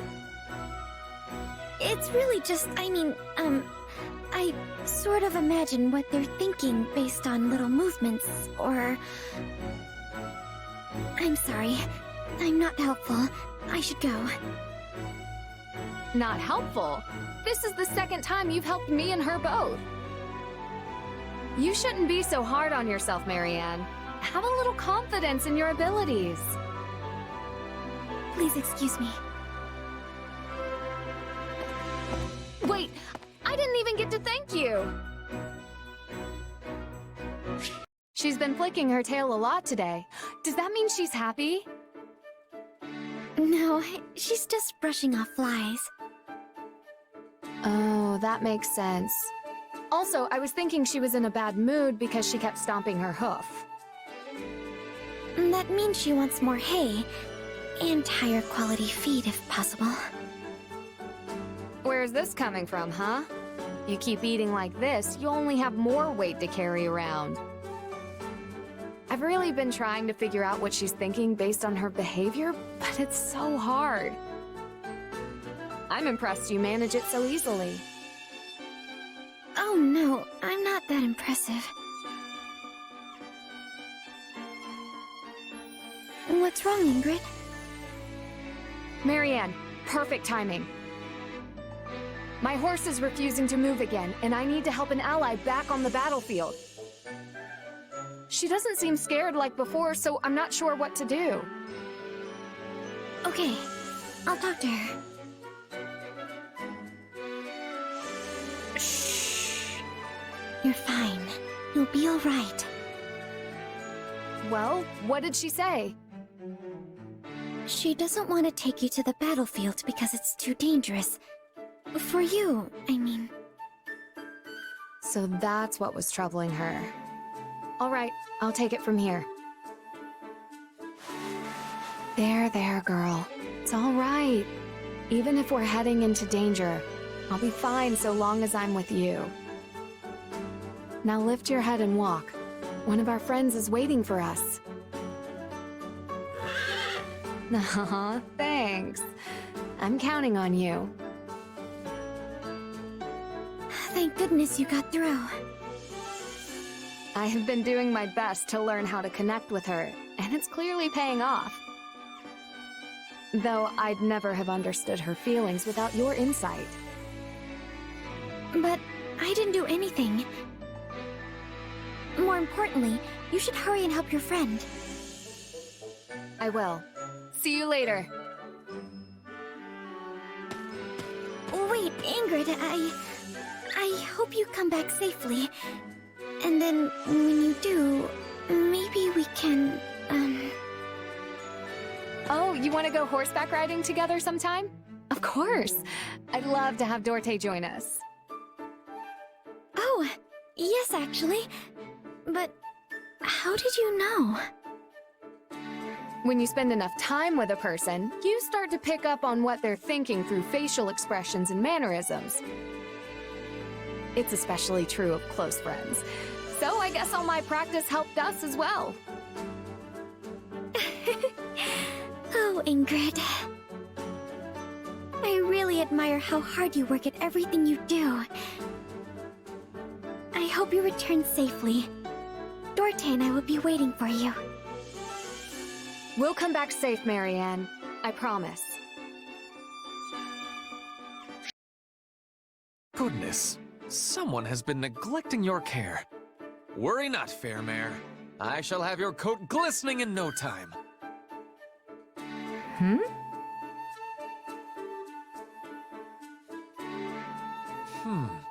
Someone is doing a rather slapdash job of maintaining this equipment. Best take care of it. I wasn't aware you were responsible for cleaning the training gear, Ferdinand. I am not. Still, I cannot just leave it like this. And all will benefit if our equipment has a longer life. In that case, let me lend a hand. I actually enjoy this kind of thing. You have my thanks. Perhaps you might be so good as to start with that piece there. Say, Ferdinand, are you really a noble? I beg your pardon? What a horrid question! If I am not considered noble, then who is? After all, I am Ferdinand von Eyre. Yes, you've made that quite clear. On many occasions. Then are you attempting to remind me that the succession of House Eyre's peerage is on hold? It is unkind to prod at a man's sore spot like that. Though I will not hesitate to add, it does not mean my rank has been seized entirely. That's not what I mean either. I understand you hold a noble's rank. It's just, well, something about you as a person reminds me of a commoner. Such cheek! How can I remind you of base rabble when I strive without end to be the noblest of them all? Because you take the initiative to muck out stables and clean filthy training gear? Most nobles I know wouldn't dream of doing such things. They just have the rabble do it. It is my belief that nobility must serve as a model, nay, a beacon for the common folk. Doubly so in places like this, where people of different social status live alongside one another. It is precisely because of who I am that I must take the initiative. Such actions make a noble. A praiseworthy mindset. But do any nobles besides you actually put it into practice? I don't know about the Empire, but I'm dang sure lesser nobles don't think that way. Just seeing commoners makes the bile rise in their throats. I'd say they treat us like animals, except they actually seem to appreciate their animals. Lorenz also draws stark lines between nobles and commoners, but he's a little better than the others. Well, he is one of the nobles I find to be of merit. Regardless, your suspicion is correct. The Empire does have its fair share of nobles who bring shame to the appellation. But I will not allow them to set the standard for imperial nobility. Huh. Maybe there's some kind of cultural difference.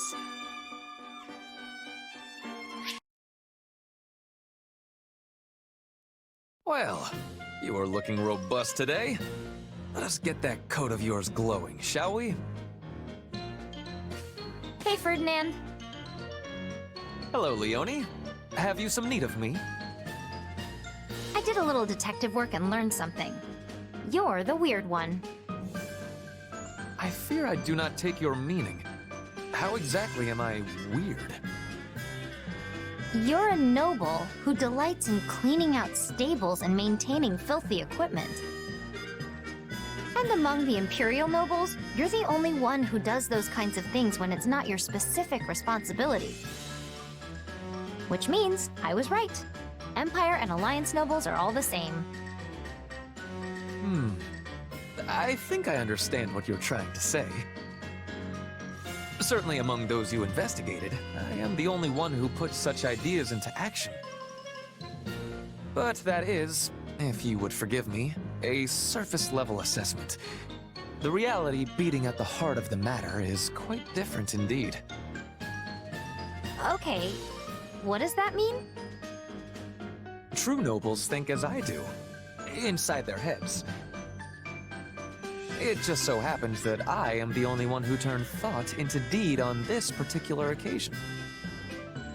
So, if you believe those actions to be strange, you are saying the thoughts of all of them are strange as well. Which means you find all nobles of the world, myself among them, to be strange. Are you trying to confuse me? Because it's working. How do you reach a conclusion like that? I'm telling you, you're the only weird one. We appear to be arguing past one another. Seems like it, but I'm still right. Then I am left with no choice but to make you understand that I am the right sort of noble. And I'll have to make you understand there aren't actually any other nobles like you.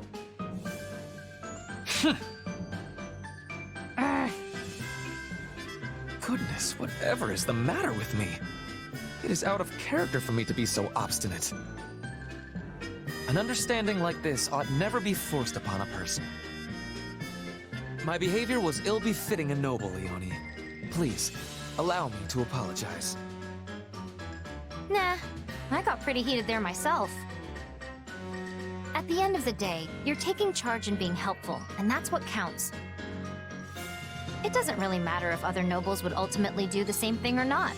So, sorry. You must think nothing of it. However, I believe a thought has just come to me. Ultimately, the problem is not me. It is that you mistrust the nobility as a whole. That being the case, I must redouble my efforts to put my philosophy into action, so as to make others of my stature understand the correct way of things. I am certain this will rid us of the selfish sort of nobles you imagine to be lurking around every corner. Wait, I mean, that'd be pretty great, but... if nobles start taking the initiative to work and stop looking down on commoners, doesn't that just... make them commoners?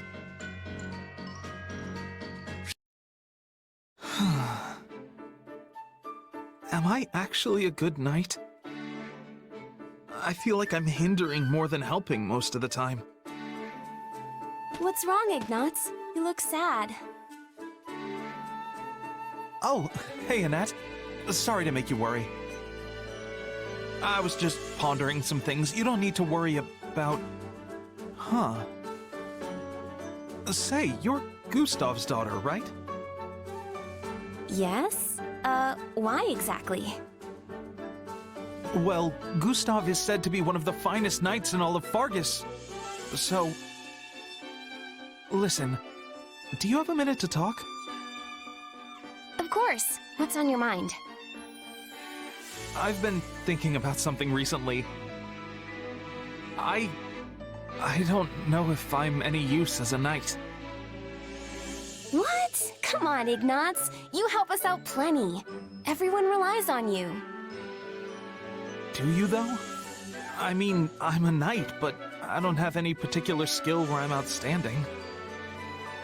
That's, why I was hoping I could learn a thing or two from stories about your father. Gustav is a legendary knight who served generations of Fargus kings, after all. Okay, this is making me blush, and I'm not even the subject of the flattery. But hey, I'm happy to tell you what I know. Oh, thank you. In that case, let me dive right in. So, what sort of training does he normally do? He doesn't go a day without training with both the sword and spear. And I'm serious, I don't think he's taken a day off in decades. Interesting. So, he must have been made a royal knight in recognition for all his hard work, right?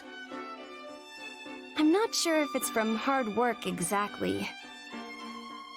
Okay, so this might just be one of my uncle's jokes, but my father started working as a soldier at the royal castle when he was even younger than we are now. And 40 or so years ago, apparently he saw the previous king, who was just a kid at the time, fall off one of the ramparts. So he threw his spear and pinned the young king's clothes to the wall, which saved his life. Anyway, that's apparently what got him promoted. That's, well, it's so specific that I can't entirely dismiss it as a joke. After that, my father changed his training regimen to include spearing falling leaves onto tree trunks. Hundreds of them, every day, I'm told. He does all that just for training? I don't think I could pin one leaf, not to mention hundreds. Sorry, Annette. I think I've set my sights too high. Sorry about earlier, Ignatz. I wasn't much help at all. No, it's fine. You actually did a lot. If anything, your stories of Gustav just helped to confirm what I was thinking. That you're not cut out to be a knight? Is that what you were going to say? Exactly. You're pretty sharp, Annette. Well, since I'm the one that brought on this misunderstanding, I'd better clear it up. What misunderstanding? Look, my father is clearly an incredible knight, and everyone knows it. But if everyone was a knight just like him, we'd still end up losing every war we fought. Don't let looks fool you. He's sloppy when it comes to taking care of himself. Also, he can be stubborn as a mule, and he's a complete worrywart to boot. But he's maybe the best fighter in the land, and isn't that what a knight's job entails? Not necessarily. The thing is, there are all kinds of different people who report to my father. And most are excellent fighters, sure, but then there are others who can barely even ride a horse. Yet my father relies on them all the same. But how can he rely on a knight who can't fight? Because they have other skills. For example, a handful of his reports know absolutely everything about cooking and ingredients. Imagine they're under attack and rations are running low. Those people tell the others what ingredients to gather and use them to make food, which allows everyone to fight another day. Which is how they gain his trust. Everyone has their strengths and weaknesses, and it's a commanding officer's job to know what those are and give orders accordingly. And sure, all of this comes secondhand from my father, but I also know it's true. So, I don't think there's any reason for you to be so pessimistic. Charging directly into the gut of the enemy's main force isn't the only way for a knight to be useful. So, you really think I'm still helping in some way? Absolutely. Maybe it's your skill in painting, or your knowledge about works of art, or how carefully you always look at your surroundings. You have a lot of strengths, and it would be a real pity to bury them all under an avalanche of, "I'm not cut out for this kind of thing." You know what? You're right. There are all kinds of different people in our army. And in that case, I think I'll keep trying to be a better knight. I'm so glad to hear that. This was really weighing on me, so I couldn't just let it go. And hey, you know how I always make a mess of things the second I lose my focus? Well, I used to get really worried about that for the same reason as you. I thought I was holding everyone back. Really? But you help us all the time, Annette. I mean, if not for you cheering me up, I probably would have resigned from my knighthood. Oh, that makes me so happy, Ignatz. I'm really glad I could help. I know we both have our own sets of worries to deal with, but we'll just keep working hard together. And I know I can work harder if I'm with you. Aw, no! I scared away another one! I know I'm hidden. Why do they keep noticing me?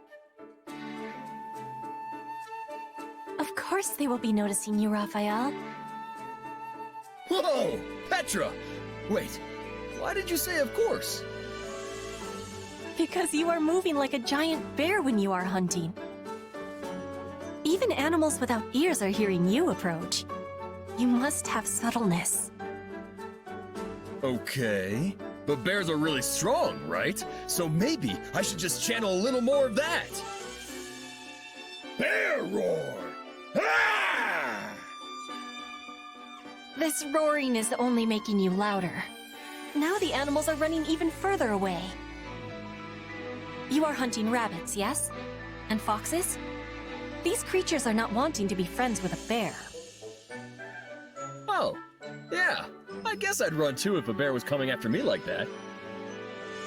So, how do I get more subtle?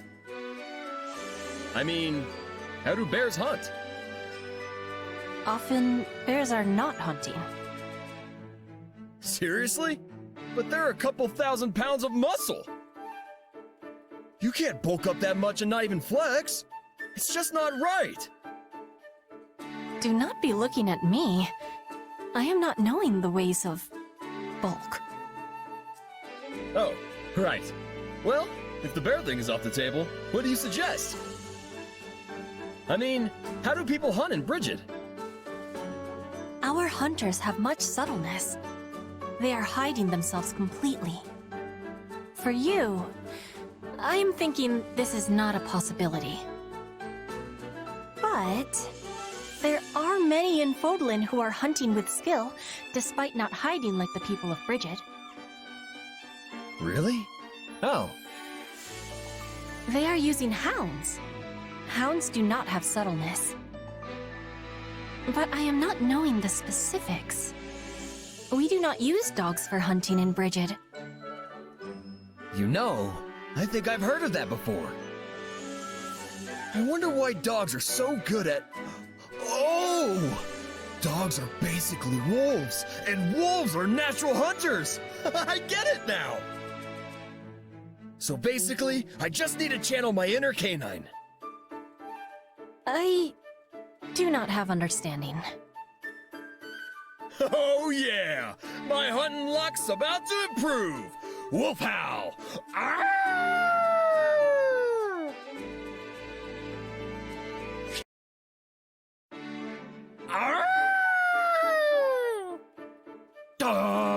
There goes another one. This wolf thing isn't working. My howling's getting better, but it's also getting louder. I'll never be a hunter. I am not agreeing. Petra? Wow, where'd you get all that game? And that is why I had the decision to be lying in wait near you. Well, I'll be. You waited for me to scare all the animals out, then bagged them yourself. They had such fear of your loudness that they were running in a straight line. Very easy to hit. This is what is called drive hunting. I have been studying the Fodlan way. Drive hunting, huh? Yes. Fodlan hunters are using hounds to track their prey and put it into corners. But we don't have any hounds. We do not. So, you are being my hound instead. What? Wait, no! I was being a wolf! You were saying before that dogs and wolves are the same. I mean, yeah, I guess. I have been thinking with hardness how I can make you more than just a large man searching the woods for prey. Then, I found an idea. You are the hound. I am the hunter. We will be making a great team and catching lots of game. Hey! I like the sound of that, Petra! It's nice of you to buddy up and help me with something I've been struggling with. I am happy to be helping. And I am thinking Raphael-style hunting would find much popularity in Bridget. Seriously? But you already have so many good hunters there. You really think there's a place for me? Because that would be incredible! No, you are incredible. You would find enjoyment in Bridget life. We have many delicious meats you cannot be finding here. Oh, yeah. I bet it's a totally different kind of yummy. Guess I've got to try it and see for myself. The first thing I'm gonna do if I visit Bridget is order a whole platter of food. That'll also be the second thing I do. And probably the third. You are a true lover of meat. Oh, and then I'll need to get some training in. Do people in Bridget like working their muscles too? Our hunters are all needing to be light on their feet. They are not usually training for enlarging their muscles. But maybe farmers and woodcutters are seeking bulk. I'm really trying to picture this. I mean, most farmers and woodcutters are pretty burly already, so the Bridget variety must be huge. Oh, wow. This is great. Raphael, farmer of Bridget. Raphael, woodcutter of Bridget. Yes, I am proud of my home. So please come visit. You will always find you are welcome there.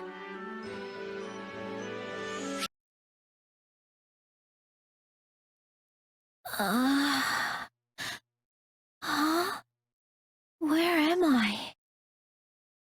Good to see you up and about, Lysithea. How are you feeling? Mercedes? Why are you... What am I doing here? You don't remember? You collapsed during training, so I carried you here. Professor Manuela said you were sleep-deprived. You were out for almost half the day, I think.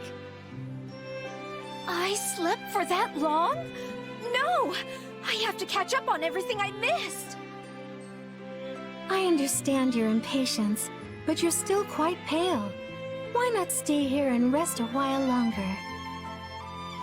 Thanks for the concern, but I've rested enough. That's a shame. I suppose I'll just have to throw out these cookies I baked for you. Cookies? Yes. I thought we might share them when you woke up. Well, I suppose since you worked so hard on them... Wait. Are you taking advantage of my love of sugar? I only wanted to enjoy some tea and your company. There, see? I was thinking of rainbows when I baked them. So colorful. How did you get them to look like this? Oh, just a few special ingredients. It wasn't so difficult. Now I'm even more curious. Please try one. I'm certain you'll like it. Okay, here I go. It's like snow. It just melts in my mouth and leaves the most wonderful aftertaste. This is honestly one of the most amazing things I've ever tasted in my life. I'm glad you like them. Oh, and there are plenty more, so don't be shy. Sure, but more importantly... Actually, wait. I need to eat another one first. Okay, you have to teach me how to make these. Of course. But let's just enjoy the ones we have here first, yes? No! You have to teach me right now! I have to know! Oh, I think the tea is ready. Please excuse me for a second. No! Stop! Don't you dare leave! Can't believe I got so worked up just now. But I really need to know how to make these!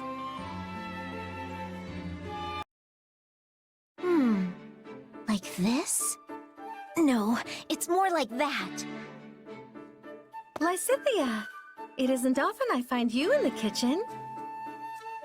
I could say the same. What are you doing here at this hour? Oh, I just wanted to bake some treats for everyone. To improve morale, right? In that case, I'll help. 4 hands are better than 2 and all that. That would be wonderful. If you could start by peeling this fruit and... Oh dear.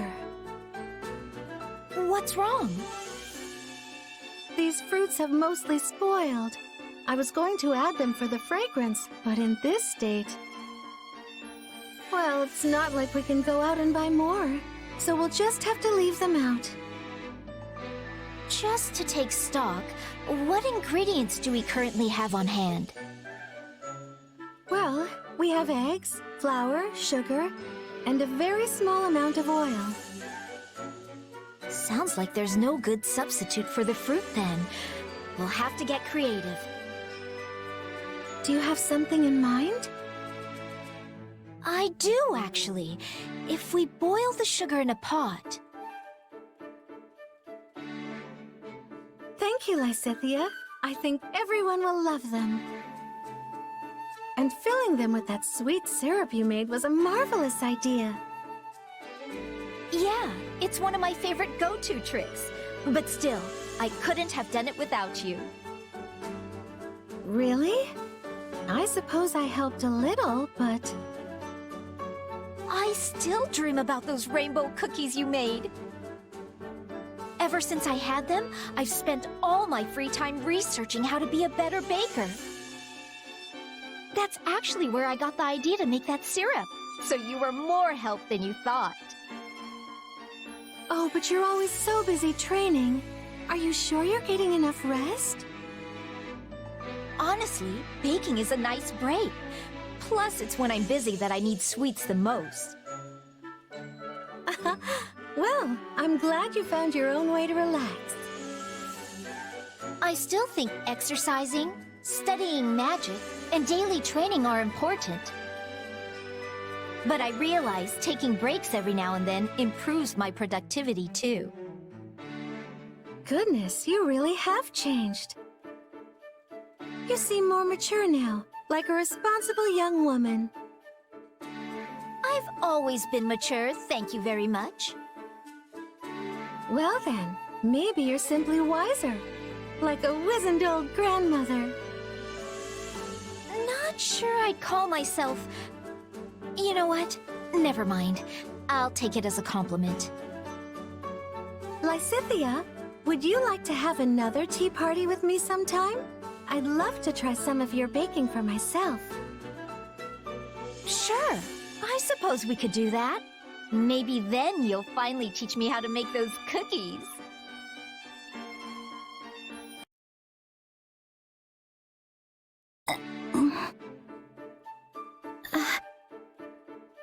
Hey, so...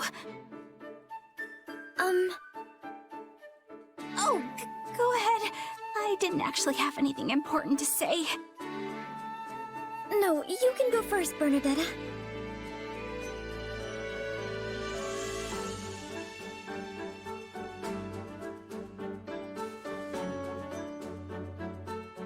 Okay, well, I guess I'll start. I saw a lovely white butterfly in the mess hall this morning. Oh, but while the wings and body were both white, its eyes were crimson.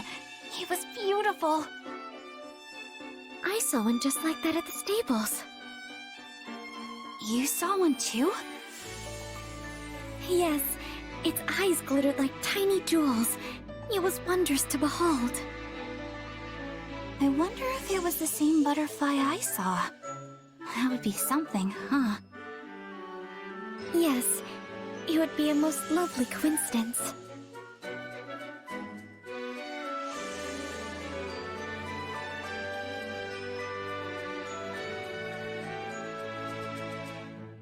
Well, I guess it's my turn. This morning I awoke earlier than usual and... Well, since I had extra time, I climbed a small hill and looked out over the landscape. You woke up bright and early, huh? That's great. So how was the scenery? Seeing the plains hued red by the sunrise was especially striking. It's like I was standing inside a painting, or... I'm sorry, I can't put it into words very well. Wow, I wish I could have seen it. Maybe I can manage to drag myself out of bed before noon one day. Oh dear, listen to me. I'm sorry for going on as long as I did. No, it's alright, really. And actually... Yes, Bernadetta? Well, I mean, it's been a long time since I've been able to talk this much with someone. I'm rather awful at speaking to other people myself. So this has been somewhat strange for me as well.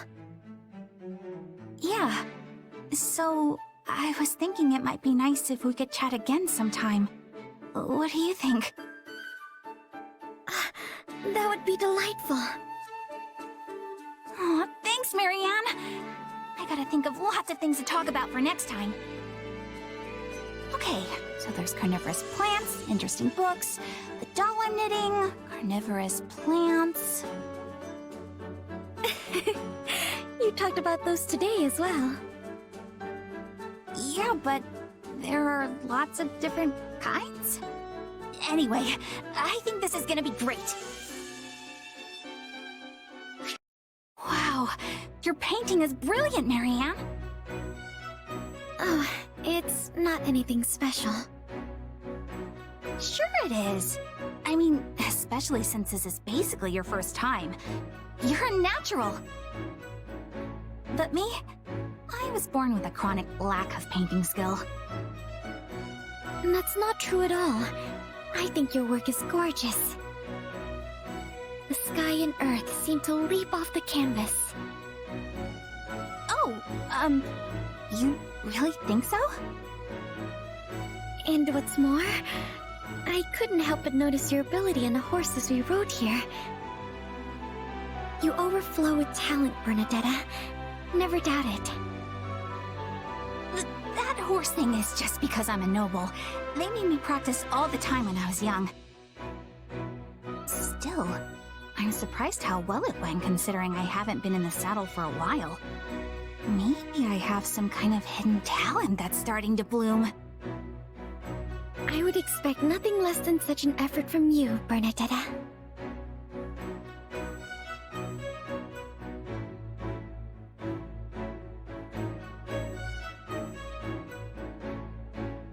Say, Marianne, what do you want to do when this war is over? Well, if it were allowed, I'd love to go to a forest where sunlight filters through the leaves and read a book while surrounded by small animals. Surrounded by animals? I mean, that's a lovely dream. What do you want to do, Bernadetta? I'll tell you, but it has to stay between us, okay? I'm, writing a story, and I'd like to finish it. You are so very full of talent.